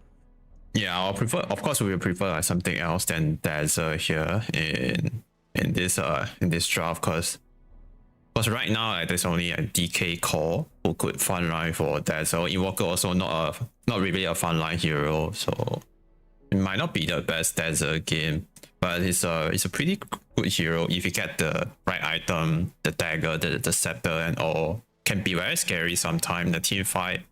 And even after a nerf, this hero is still the same hero, just a bit more, the numbers just a bit more balanced, but it's still very strong. Now, I do think that Tech Free Gaming's draft is at a bit of a disadvantage, because when you talk about frontline incapacity, you have to think about the fact that this is going to be a Dragon Knight carry. So for a good portion of the game, Tech Free Gaming won't actually have their frontliner for those pickoffs or for those rotations, at least until Jikroy feels comfortable in himself to start rotating with his team, right? Which won't be at least until the 20 to 25 minute mark. Yeah, unless he just rush dagger after the Mjolnir, but I feel like Gcoin play style, he would just rush the Mjolnir first and then maybe go for some like greedy farming item. If you want to like really utilize Dazzle and fight in the 20 to 50 minutes, you might need to buy a very early dagger to use the hero. And right now there's only like DK or Tusk can initiate in a team fight for Tech Free. Meanwhile, Carstensz are not going to have a problem with those initiations, right? Tiny just started off, you can blink in with the Queen of Pain. The Dawnbreaker can come in for a counter initiation Yeah. as well. So overall, pretty well drafted pool by Carstensz. I would say that it's 60-40 in their favor. Yes, The I agree. Dazzle pick from Tech Free Gaming don't really like it all that much, and the sustained issues that they will face earlier on is going to hurt them. Of course, mid lane is a bit of a skill-based matchup, right? Invoker versus the Queen of Pain. Yeah. Whoever a bit quicker on his finger will be able to get more out of that lane. But Oh, we see a first blood here coming from Jackroy Carstensz. is going to tank it out. EMP will be thrown in response, but can he actually make it out of this? The blood grenade is going to slow him down as well. And the gyrocopter is going to pick up, or rather, Tiny is going to pick up that first blood. Oh, it died to the blood grenade damage. Good start for Carstensz Esport, and I'm surprised that Decoy actually used all his one charges right there, trying to survive. Maybe he trying to mess with the first blood thing. Trying to keep the first blood away to the core. That's why he used the one charges there.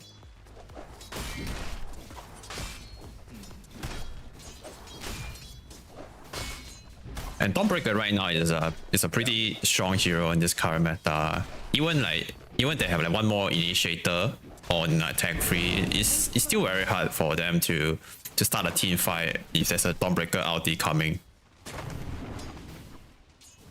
Not to mention, without the necessary setup, Invoker won't have the success, right? And you Yeah, also true. have an EMP Invoker, an EMP Tornado Invoker. It's not even a Sunstrike or an Exort Invoker, which is used to dishing out a lot of nuke damage. So that counter initiation, once it comes on from Leon, that I don't know if Tech Free Gaming will have the magical damage to overpower the heal coming in from that Solar Guardian either. Yeah. And the mid lane Invoker actually struggled a little bit in terms of last hit. And this matchup used to be... Oh! Juju went and took a fall there. The Dazzle this time around coming in handy thanks to that shard. Wow. It's a nice little combination because then you can actually get in more hits off from the poison touch going in. Yeah, once they have the Ice Shard plus Snowball, the lane is gonna be very hard. They even get a kill without like level 2 on Tusk. Just the Shadow Grave, Shadow Wave dish out a lot of damage with the Creep Wave together.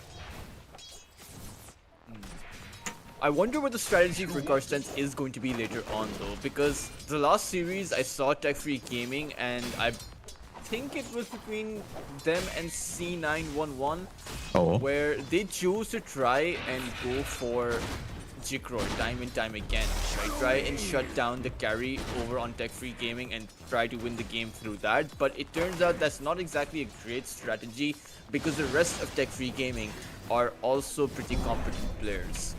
yeah. And I think in this matchup, yeah. Oh wait, bottom lane, G-Coin got taken down by. Jikroy as turns out Carstensz will be able to shut him down anyway.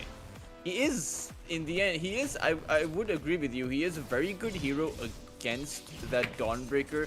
Yeah. So his position needs to be a bit better, right? He was way out, too far out in the lane, I would say, and Varus was nowhere nearby to actually assist him. And should not underestimate Carstensz. I know the Tech Free Gaming are the better team, but in the end, Carstensz did make it all the way into the playoffs as well, securing top 4 in the group stages. Oh, bottom lane, the attempt on Leon Baby. But he's he's used the Celestial Hammer to counter the glimpse. And I think in this bottom lane matchup, the thing about the Disruptor is you don't have a good way to cancel the Starbreaker combo from Dawnbreaker. If they don't have the stun cancel, it's gonna be very hard sometime in the lane. And now, oh, aggressive glimpse, but it's gonna get instant counter by Celestial Hammer. And top, oh, you're gonna see some action. Dalu. Yep, Dalu goes in on towards CJ. Doesn't have the shards, but perhaps damage more coming hit. in from FBZ will be enough. Juju trying to go for the Yeah. deny, but won't find it. FBZ now with his second kill, and CJ, the carry from Carstensz, also going down. Mid lane. Okay, the damage. Brought back by the Glyphs, needs one more hit. The Disruptor will find it, but in the end, it's going to be a trade. Azor will be able to find a kill on that Invoker, and that is a big win going for Carstensz there. Yeah, I catch the Invoker at the edge of the Screen of Pain skill radius. That is very close. How do you feel about the max out Shadow Strike versus ranged heroes? I know that against a melee hero, it's very strong, but what about against ranged heroes? Heroes which it's safe enough to actually land that Shadow Strike, right? Heroes that won't punish you that much for it. Actually, to be honest, I have no idea like, which one is the better build. But most of the time, I see safe lane QOP that will max out the Shadow Strike. But maybe in mid lane it's a little bit different. Maybe he want to have the wave push potential. That's why he putting 3 point out on the Screen of Pain. I'm not sure which one is better, but in terms of laning, maxing out the Shadow Strike should be better. But in this matchup, maybe it's a bit different. Jikro, despite the fact that he went down twice, he's still leading the net worth, or rather leading the lost hit chart. Oh yeah. Which is surprises me every time, honestly, how he's able to actually get all these lost hits. So it's the rank 1 player power. Yeah. Every kill he get, he just get extra gold. Now that he has Gen 1 charges, yeah. he should be doing fine, right? 2 points in that Worm's Wrath, or rather, he is level 4, so he's getting about 4 HP regen per second, I think. Yeah, he also has a Tango at the very least. he has a stun now to cancel the Starbreaker. I think just now he don't have a skill point yet on the Dragon Tail, maybe. I'm not so sure. That's why he died to the Tiny and Dawnbreaker combo. Chain stun. Yeah, his skill build was 1-0 and 2 at the level 3 mark, so he did pick up that stun. Meanwhile, 6-minute power rune is going to be going to Azor, as that Queen of Pain with that shield rune should be doing fine. Now, of course, doesn't exactly do a whole lot against Invoker, who can just cancel out that power rune with that tornado. But CJ once again, topside, did eat a poison touch, but Dalul does not want to be going in, did not use the shards on him. Radiant's courier makes the ultimate sacrifice. In your dream, actually very behind in terms of net worth, and I expect this matchup to go like more even. But yeah, Azura actually doing so much better than in your dream, and in your dreams can make his way to the top. Yeah, topside. It looks like to be a full-on clash, but Azur being way too faster compared to the Invoker will be able to pick up himself a double kill through that Sonic Wave. Again, more impact being found by Carstensz here over on their own mid laner. Meanwhile, In Your Dream will be securing that Shrine of Wisdom for himself. But still, like you mentioned, Invoker down in terms of lost hits. Azur being quicker on those rotations, and this mid lane from Carstensz will be very active after the laning phase. Yeah, both mid laner TP top, but In Your Dream didn't get anything done, and QOP get there faster, get the 2 kills too. So it looks pretty bad so far for In Your Dream in the early game start. Oh, Juju will end up dying, as they've left Jikroy over on this bot side, and I suppose that's one of the good things about having a Dragon Knight carry, right? You can rotate earlier on because he can be expected to survive on his own in the lane. Yeah, it's pretty tanky with like 1.3k HP, 7+ 8 armor. It's not easy to kill him, and mid lane. Virus, he's dead. So Dalul, this rotation from Tech Free Gaming, very preemptive, and unfortunately they won't exactly find anything out of it. Of course, Dalul was able to survive thanks to that snowball, but Carstensz are looking like they are prepared for any kind of excursion that Tech Free Gaming are going to be making. They know and realize that Tech Free Gaming's heroes don't exactly have a lot of HP. Yeah. which means that they can look to punish these rotations. We see something happen now on the top lane. Oh, Disruptor getting caught. Boss back. Disruptor is caught out again. It looks like he might just end up going back to the fountain with that frostbite. And the Solar Guardian, once it comes out, will mean that the ruler is also going to be in danger. 2 heroes have now died. This time around, if BZ does get that return on that Tiny, but still, it's Carstensz who are ahead in terms of these rotations. And just the way that Tech Free Gaming are bringing in the counters, it's simply not quick enough.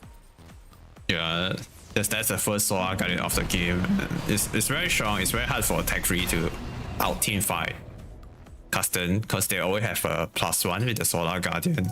And also we can see just now there's a he can't really do much after all his like front line or die, and there's nothing much he can do. Still level 7, no point on the shallow grave yet. So they still need more time, more item, and also more levels on Tech Free Gaming hero to play Dota. Still level 5 on Disruptor and hit the level 6. Upside. Oh. Shards coming in, but with the rotation from Juju, it doesn't seem like the 2 heroes from Tech Free Gaming want to be doing this. Now, there is a bit of discrepancy being built up here, right?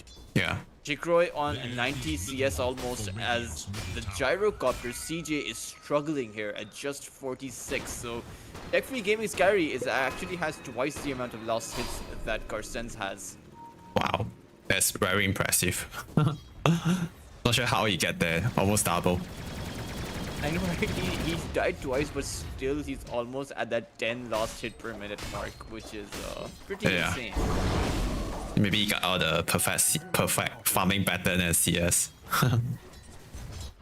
Wonder how many games in Dota Jikroy has. Can't see. His profile doesn't tell me. I think this is like not his only account too. So it's very hard to track it down. Oh man. Meanwhile, Ancients being stacked too for the side of Tech Free Gaming. Wonder who's actually going to take those Ancients. Not exactly any heroes that can do it apart from the Dragon Knight, so unless they're building up these stacks for later parts of the game. Yeah. But towards the mid side, there is a smoke, but I don't think In Your Dream is going to get caught. Very difficult kill to be found, as he is level 8, does have that EMP and Tornado to dish out. And you have to get your stun down from that Crystal Maiden if you want to lock him down. Turns out it's going to be too difficult of a target. They are just going to go back. For the ancient stack, actually, he could try to take it with this facet, and if he cannot take it, he have to pop the Dragon Form for it. Mid side, surprisingly, Azure chose to blink in, and now with Varus coming in with that glimpse, it seems that the Queen Main is in trouble. The Solar Guardian deal is going to be enough. Of course, Leon is going to end up paying for sacrificing himself to keep Azure alive, but I'm not too sure about that play there. Wow, that Solar Guardian, the heal just enough to kill QP, to keep QP survive, but he also threw his life for that.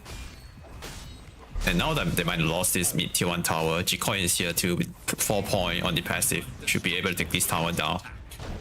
Oh, it's a 45. Early Maelstrom coming in from Jikroy, which means that right at this stage, the 110 magic damage from those lightning drops will do a whole lot of damage, right? As Tech Free Gaming, they have found Tiny isolated. The sword comes in with that Sonic Wave, but it doesn't do anything, as he just got glimpsed back to the fountain, and this tier 1 tower is going to end up falling 12 minutes in. Yeah, that's a very good map movement coming from Tech Free. Rotate everyone here to take this mid early tier 1 tower, and the mid tier 1 tower is one of the most important tier 1 tower of the game. Yeah, it's like if they manage to take the mid tier 1 tower, it's very easy for Tech Free to invade the Dire Triangle or the top jungle, because it open up the entrance. Also lesser. Once they're able to take down the tier 1 tower towards that top side, which should be their next move once they group up again. But Carstensz, they're bringing in the numbers towards the bot side. It seems like they want to take Jikroy down, but no Solar Guardian and no Sonic Wave. Oh, G-Coin. Successful. There are 4 heroes on him. He is taking a whole lot of damage. Tossed up into the air, but it's still not enough.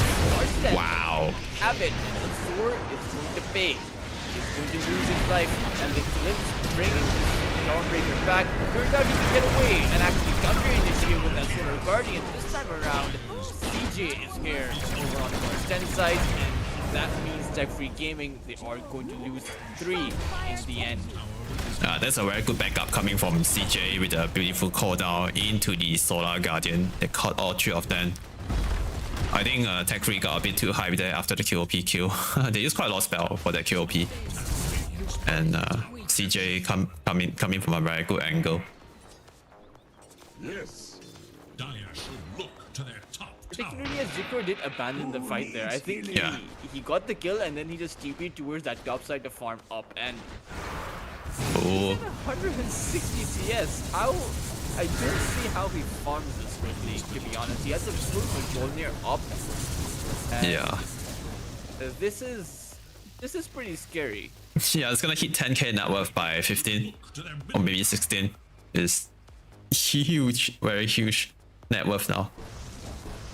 I do wonder if this young carry player will be picked up by a tier 1 Southeast Asian organization or even picked up by, say, a Chinese organization. Remember the days when Southeast Asian players would just be poached by Chinese orgs simply because they just played Dire's extremely top well? tower is under attack. I think Chinese organization. I think they won't consider because they have the language barrier. Their bottom Unless Jack Gcoin he could speak Chinese, but maybe some Europe team could pick up at Gcoin. Let's pick up some like rank 1 C player. Why not? Yeah. There is nothing to say over on the side of being Tidebound. Yeah. I believe he's the only Southeast Asian player in that roster. And yeah, the communication barrier, I think that's a big reason why the Chinese scene and the Southeast Asian scene in total specifically has been a bit, I would say, differentiated in that sense. Yeah. Mid lane? Mid lane. Zor going to eat a Thunder Strike and it only comes back into the Static Storm. Solar. The Solar Guardian is there again, and I wonder if this Queen of Pain will be able to survive. Invoker's used all of his spells, but the Queen of Pain still has the Cold Snap debuff, the Urn Vessel, as well as the Poison Touch on him, and perhaps even a second or 2 of that Static Storm. I think with the spell light still maybe high chance QP will survive. With this Bondage Facet and Blade Mill. It's gonna get some light steal right? From At the very least, Virus is dead, right? Because his Dawnbreaker is coming in, so you do have the Shadow Yeah. Grave. But let's see. We're not really used to having a pause in the middle of a fight like this. But Dazzle has that Aghanim Scepter. So Tech Free Gaming's lineup, it is pretty much online, at least as far as the mid lane goes, the off lane goes. So that's why they're making all of these rotations. And the one player you do have to shut down is that Queen of Pain for that mid game, and then for the late game you might want to shut down the Gyrocopter. There we go. Queen of Pain still being shut down. Will find that blink out, but won't be able to survive. It's going to be a 1-for-1, and Carstensz, they lose for him. As Tech Free Gaming have only lost support so far. Meanwhile, Carstensz trying to make even in the exchange out. Will find. There's come a DK. Jikroy comes in with that Dragon Tail on Wow. that mid. Will be able to find that kill, and Leon with that vessel on him will be able to survive, but still Tech Free Gaming come out ahead, and there's that early blink dagger you were talking about. Yeah. It's a first reveal of DK Blink Dagger. Also, I thought that QP will survive. I think he's very close, but he died to the Meteor DPS damage from In Your Dream. And I like this Leon baby build with this double bracer and with this neutral item. He also go for the HB enchantment, so he's really pretty tanky with double bracer blade mill. I didn't expect he can be this tanky at this point. DJ will find the TP out, Radiant are scanning for Okay. but Still, the tier 1 tower towards that top side finally being taken down, and both the entrances towards that top side jungle are open for tech-free gaming. So Jikroy Yeah. is probably going to farm here up for at least the next 6 to 7 minutes. Yeah. While the rest of his team can rotate and look towards punishing the gyrocopter a little bit, but there's a whole 100 CS discrepancy between the two of them, and the Dragon Knight is 4,000 net worth ahead of CJ right now. There's a huge gap between these two carry. I think this DK is gonna continue to get even bigger and it's gonna keep snowballing. They're gonna keep farming here on the top for DK until like maybe the next Tormentor or the next Roshan fight. And I want to see CJ maybe kind of be more active in the team fight, because this hero is pretty strong in team fight also. With Dawnbreaker on their team, they can just play S4 and Dawnbreaker show on the lane. So now they're gonna do that. 4-man smoke. It has a dagger, and yeah, 4-man smoke coming in, so Surreal should be able to cancel that teleport, and this is a dead Tusk. But they will attack the smoke at the end of it, so Carstensz won't be able to find much, and they can't exactly teleport through that outpost either. Forced to teleport towards that tier 2, but do they actually defend this? Or the question for tech-free gaming though is, do they go for a 4v5 exchange? Turns out that they won't. Oh, it's so scary to watch DK continue getting bigger. Like 90 minutes, 1.4k net worth is not normal. It's not normal. I'm not sure how. Double damage. Okay, bottom lane, CJ in trouble. So I gotta save. Is that enough? He will find that glimpse though. Varus sending Dawnbreaker back and isolating his dragon. Wow. CJ is going to fall, and a very off position for him. I do know that they had some observer wards towards that bot side, but that's not where you want your gyrocopter to be. Yeah. I think Gyrocopter like wasn't. I think he feels safe. He got like there's an ops here, right? There's a like an observer for Gyro. Just maybe he feels safe with that ops, but Invoker come in with the Ghost Wall or something, set up that kill, and he was getting caught alone. Even with a Solar Garden save, but the Glimpse just countered that. And right now, maybe Leon Baby, I feel like he should get the shot first actually, the Aghanim shot, so he won't get Glimpse back if he beat the perfect time Starbreaker. Oh, middle take off a CM. Yeah, the CM did end up getting glimpse back. And with this Crystal Maiden down, Carstensz bot side tier 2 tower is going to be sieged, but Jikroy will just use that TP towards that top side. Azur is the one in trouble though. Jikroy, blink dagger, 1 second remaining on it. Oh, he found a Tiny. Oh, it turns out it's My on God. that Tiny. Very quick kill there. The damage, I think he just 4-hit the Tiny with like 1 or 2 Mjolnir prop. Just 4-hit the Tiny. 225 magical damage each drop at the 20-minute mark is not something to scoff at. Meanwhile, a very risky blink in from that Queen of Pain on towards that bot side will need Leon to come in for the heal, but now needs to be exiting. We'll find out out. But again, it seems like he's just baited his own off-laner in this position here. Poor Dawnbreaker. I think I know how that feel. And sometimes when my team like shout for help, I just saw a garden in and then I end up I'm there alone and then I died.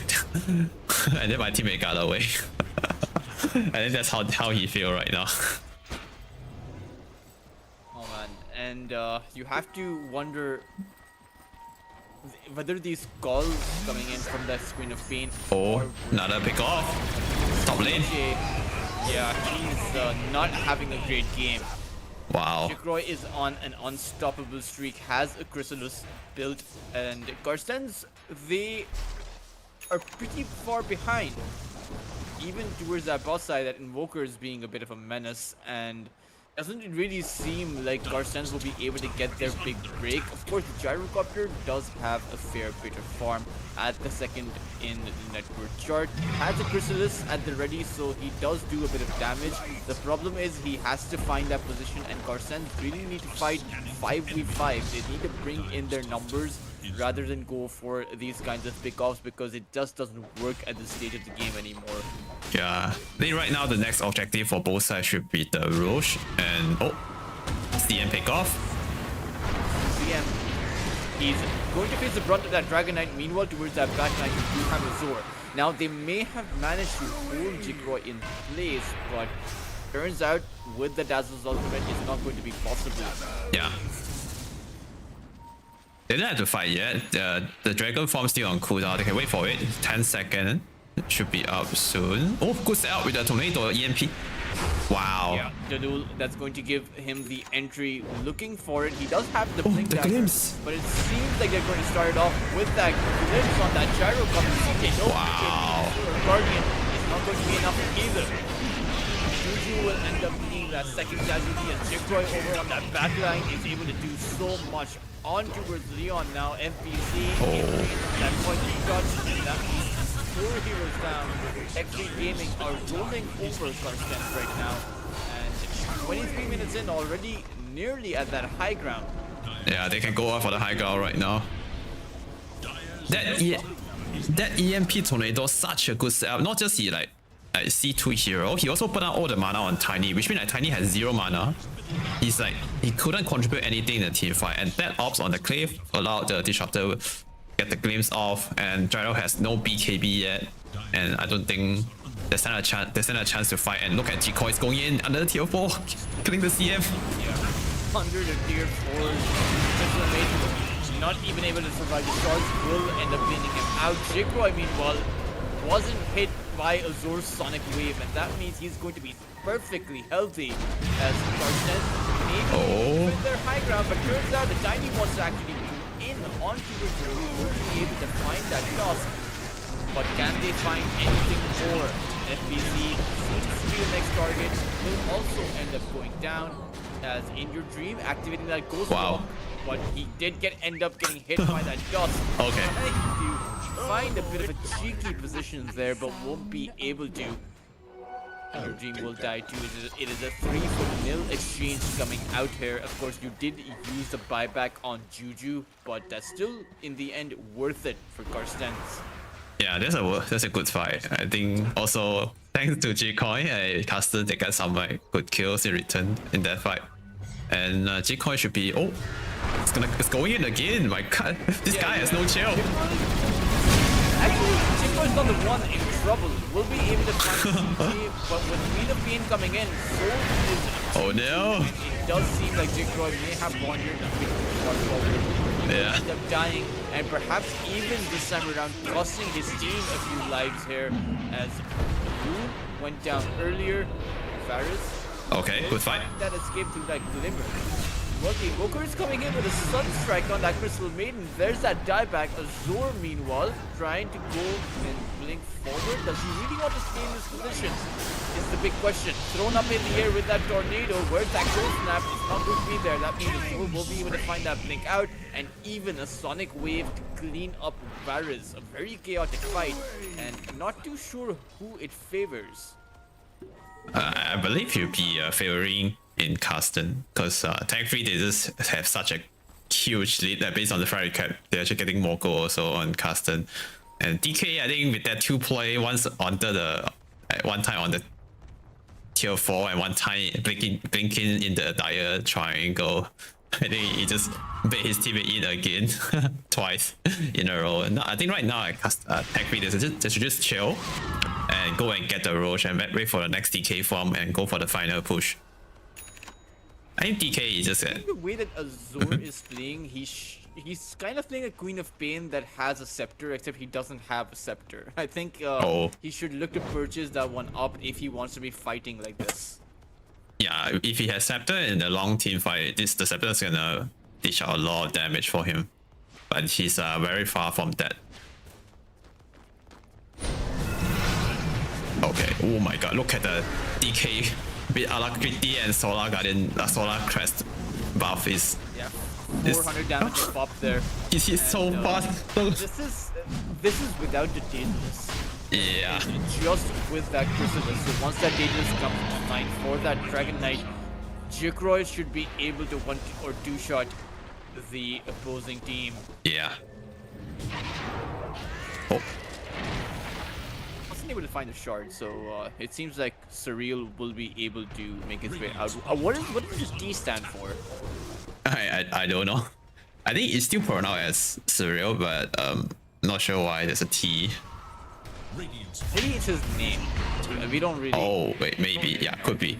Meanwhile, bot side, Zor spotted out, Dragon Tail down, but we'll find that blink out. The Sunstrike not being able to dish out enough damage. And perhaps they thought that with a few lucky procs from that Chrysalis, they would have been able to find that kill. Yeah. And now the already complete on G-Coin. Once the Dragon form is up, they can just go ham again. And this time he has Aegis, so it's gonna be very hard for Carstensz to deal with this dragon with 2 life. Oh, Surreal. Surreal finding the nice creep wave there, was able to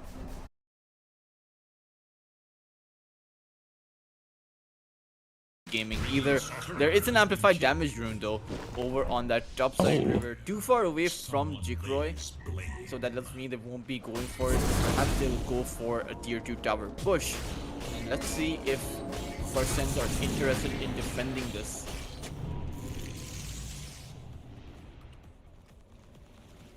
So far, there's only Tiny has buyback, and Azura should have buyback soon. So at least 2 heroes will have buyback on Carstensz, and they might need all the buybacks ready for this coming team fight right now. And J-Coin already popped his Dragon form, is going toward the high ground push. As the Daedalus, and the Gyrocopter has built up a Revenant's Brooch, right? So Yeah. predicting that this game he toss back. needs to be going in for some damage. Meanwhile, toss back on that Dragon and to start things off, but it's simply not going to be enough. Surreal will end up losing his life for this, as Carstensz are now down to 4 heroes. The Tiny does have buyback, and you have to be wondering if he should be using it in this situation. Yeah, it's a good try from Tiny, but only force out the BKB on J-Coin. And meanwhile, Cupid going in, follow with the Solar Guardian.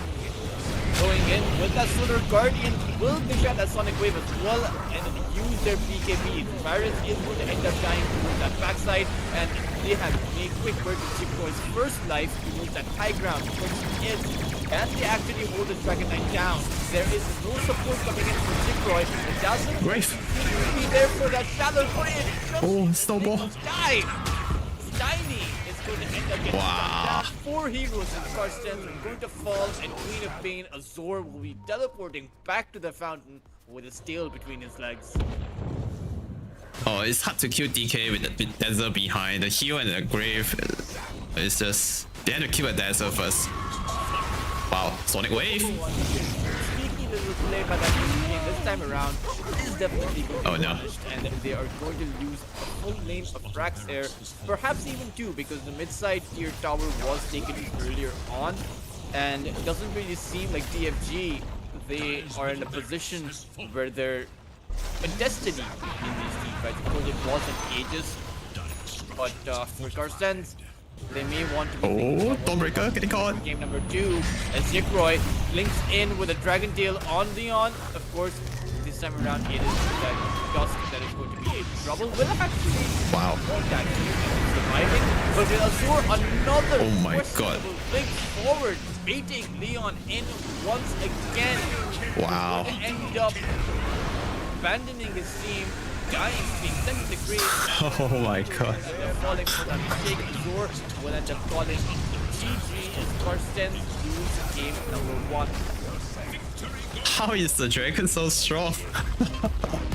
I don't know why. I feel like something wrong with that hero when he plays it. Like that hero looks so broken when G-Coin plays it. He found so fast, and I don't know, somehow he dish out so much damage and he survived in some crucial moment. And Tech Free, I know that they are a better team, but G-Coin just show us how good they are with this hero. It's It really seemed like, despite of the fact that Jikroy gave away the first blood, was taken down in the lane, it really did Yeah. not matter as he was able to farm up consistently. And by I believe it was by the 10-minute mark that his last hits were actually more than double the last hits of that gyrocopter. Discrepancy that you really can't close in just terms of how you play the game, right? You either have to farm up better as your own carry, and again, questionable decisions being made in the form of those team fights. Very risky blink ins coming in from the Queen of Pain, causing the Solar Guardian to be forced out by his own teammate, and it just put Carstensz in a position where towards that early to mid game they weren't in a position to fight. And not to mention Jikroy rotating in earlier, that was the perfect answer to the question on whether or not Tech Free Gaming will have enough sustain. But overall, very well played. Of course, that was just game number 1. We will be taking a short 5-minute break before we bring you guys game number 2. So don't go anywhere and stay tuned. Yeah, stay tuned, boys. See you after a short break.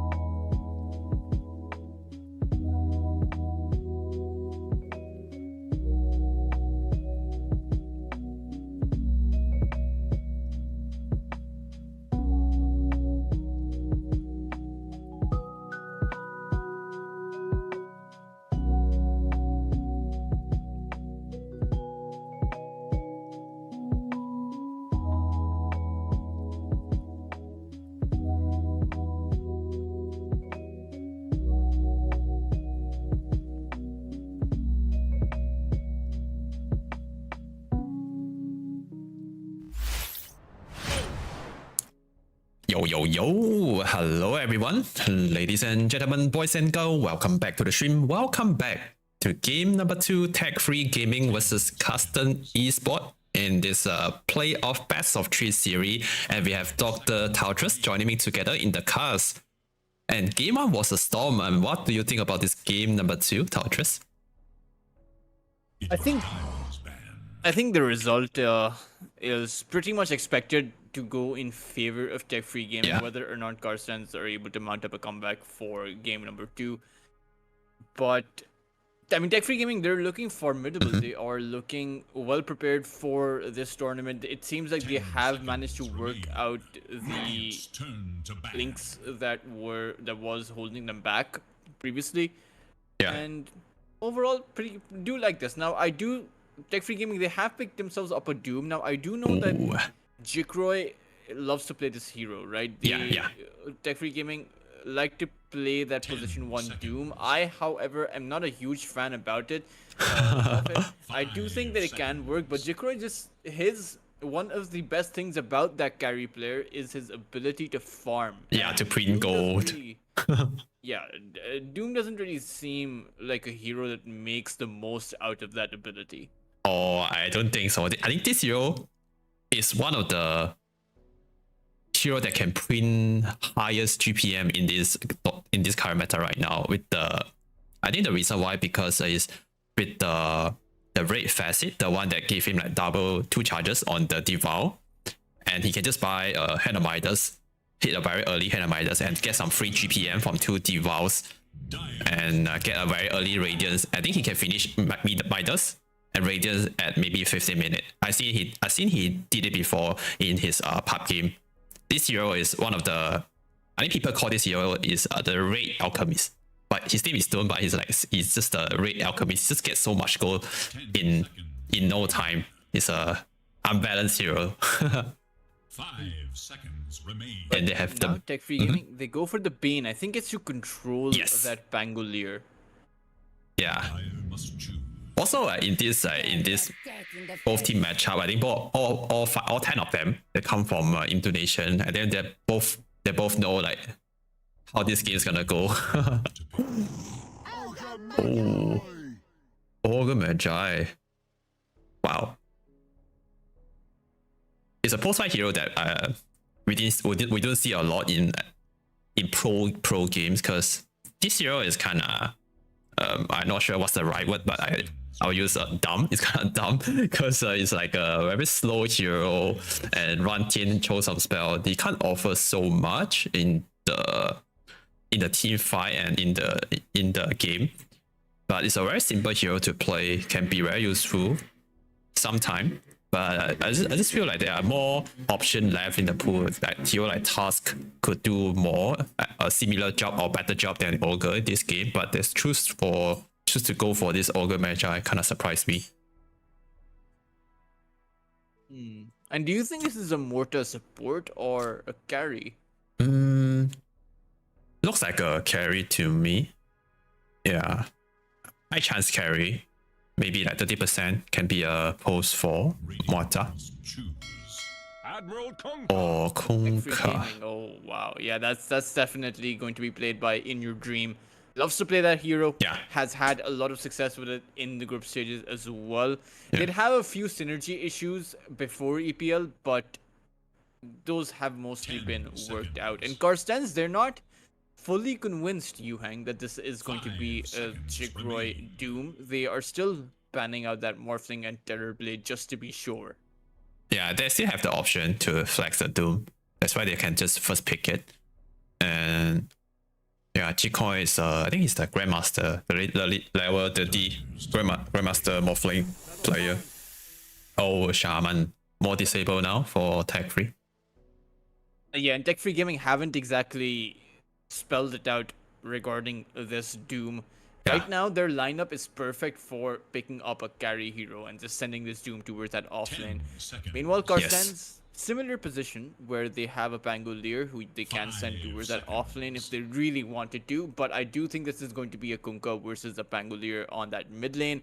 And Carstensz, how are they going to be playing against the Doom? Do they just straight up pick up a Medusa?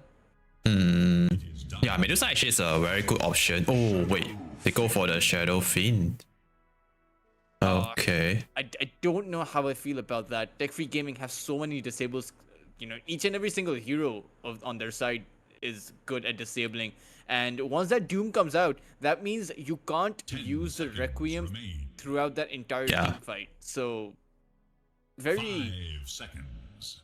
concerning pick, I will say. Yeah, that's why you mentioned the Medusa just now, right? So it's a hero that don't care about Doom that much. He can just stand still and hit, and he's so tanky. He won't die to the Doom alone. And for a hero like SF, he want to cast spell. But once the Doom dropped the ulti on him, he couldn't use all his ability. That's like 50% or maybe more. Like the power of the hero is already gone. But if they go for Medusa, there's also a bane here in this game. Like Free Grip is one of the best ability to take away the mana shield, the mana. So it's very hard for Carstensz to go for a good pick now. Radiant Or they ban out the DK. Gaming? Yeah, they banned out DK, so again, not really being able to tell what Tech Free Gaming want to be doing. Of course, for TFG, it is a pretty much straightforward pathway. You want to ban out an offlaner, ideally. Or actually, they might want to. They've actually gone for a ban on a mid laner. They've banned the Monkey King. So Oh. they are also not convinced that this Spangolier is towards that safe lane, or rather that mid lane position. Yeah, can be off lane, Pango, or mid, and they ban out the Monkey to make sure that Kunkka have the good matchup, which means he's very confident landing against Pango with Kunkka now. Also the Tiny, another good mid laner in the mid matchup.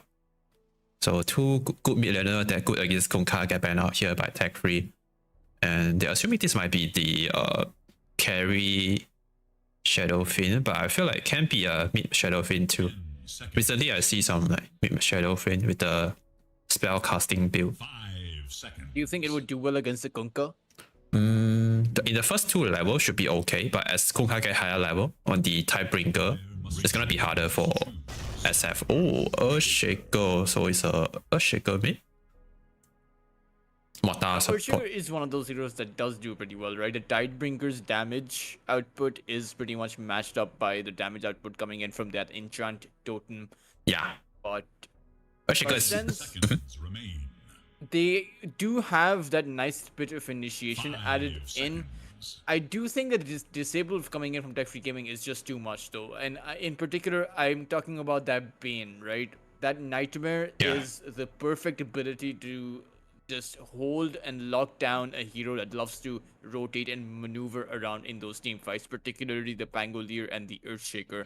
So, for Yeah. example, if the Earthshaker goes for something like the Aghanim Scepter, then one Nightmare and your ability to actually make use of that Aghanims will be shut down. Yeah. Also, I like to mention one thing about Earthshaker is this hero has one of the longest long range disable ability. So he could easily cancel the channeling from Shadow Shaman or the Bane. So maybe that's why they go for this Earthshaker. Oh, it's an Earthshaker offlane and mid Pango. Carry SF. And Tech Free finish the draft with the Dawnbreaker last pick. Carry Doom. Yeah, the Wow. Dawnbreaker coupled up with the Doom, you know, the Doom can just blink on top of CJ, and FBZ can come in with that Solar Guardian, not to Yeah, mention yeah. they have enough support available in the form of that Ghost Ship, and then you obviously have the support duo from Tech Free Gaming as well. This is a pretty scary draft, and I can't help but wonder if it is going to be a lot stronger than Carstensz, Yeah. simply because of the Shadow Fiend. I think that hero is way too squishy to be playing against Tech Free's lineup. Yeah. I can understand why like they pick another hero, because also very hard game for Murata. There's too much disable on from Tech Free. So switching like Murata to post 4 is okay, but SF in this game is also not easy to.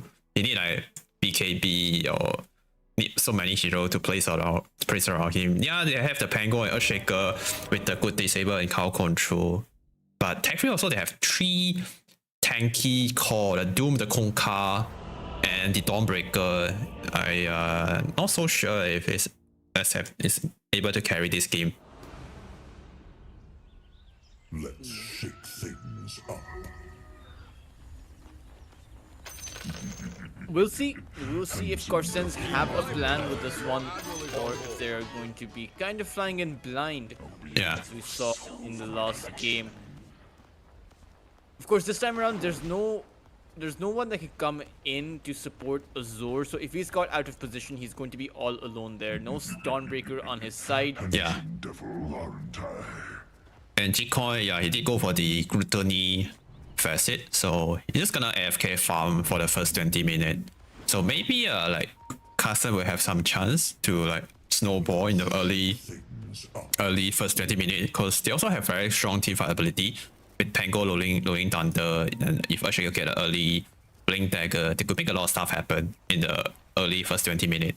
Because tech free they only have like Dawnbreaker RD 30 seconds. and 2 support that need some fun line. So I do feel like the early 15 minute Carstensz is a little bit stronger. Because only like Bane can deal with the rolling thunder.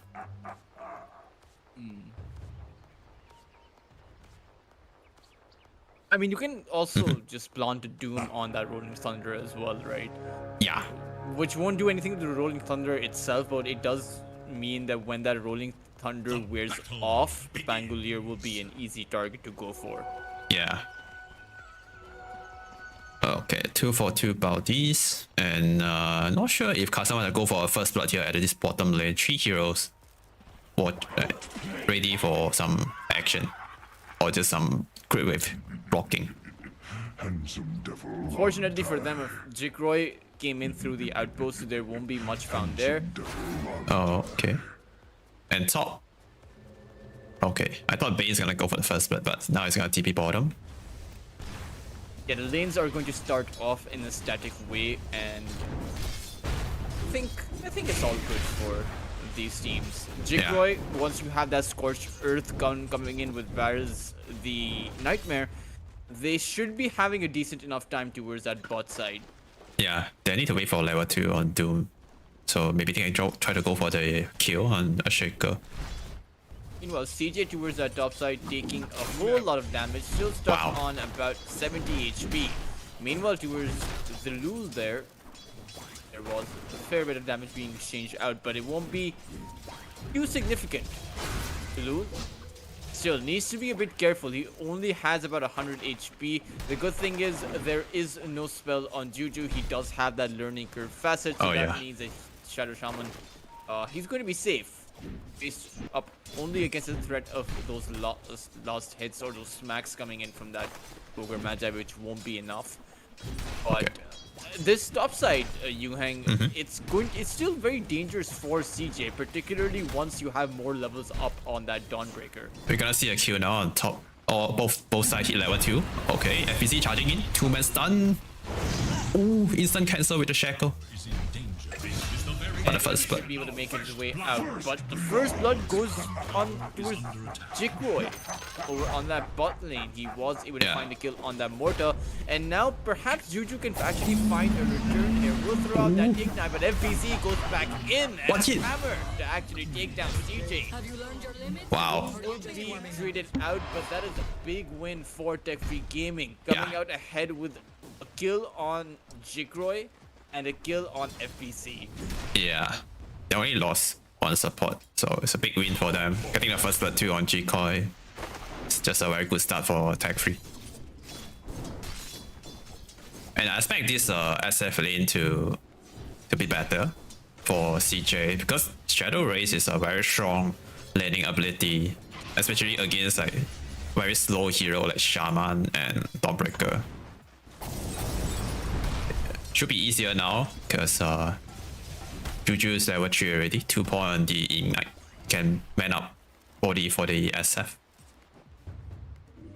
What itemization do you think this Dawnbreaker should be going for this game? Do you expect an aura build, or perhaps he just goes for that flat out damage?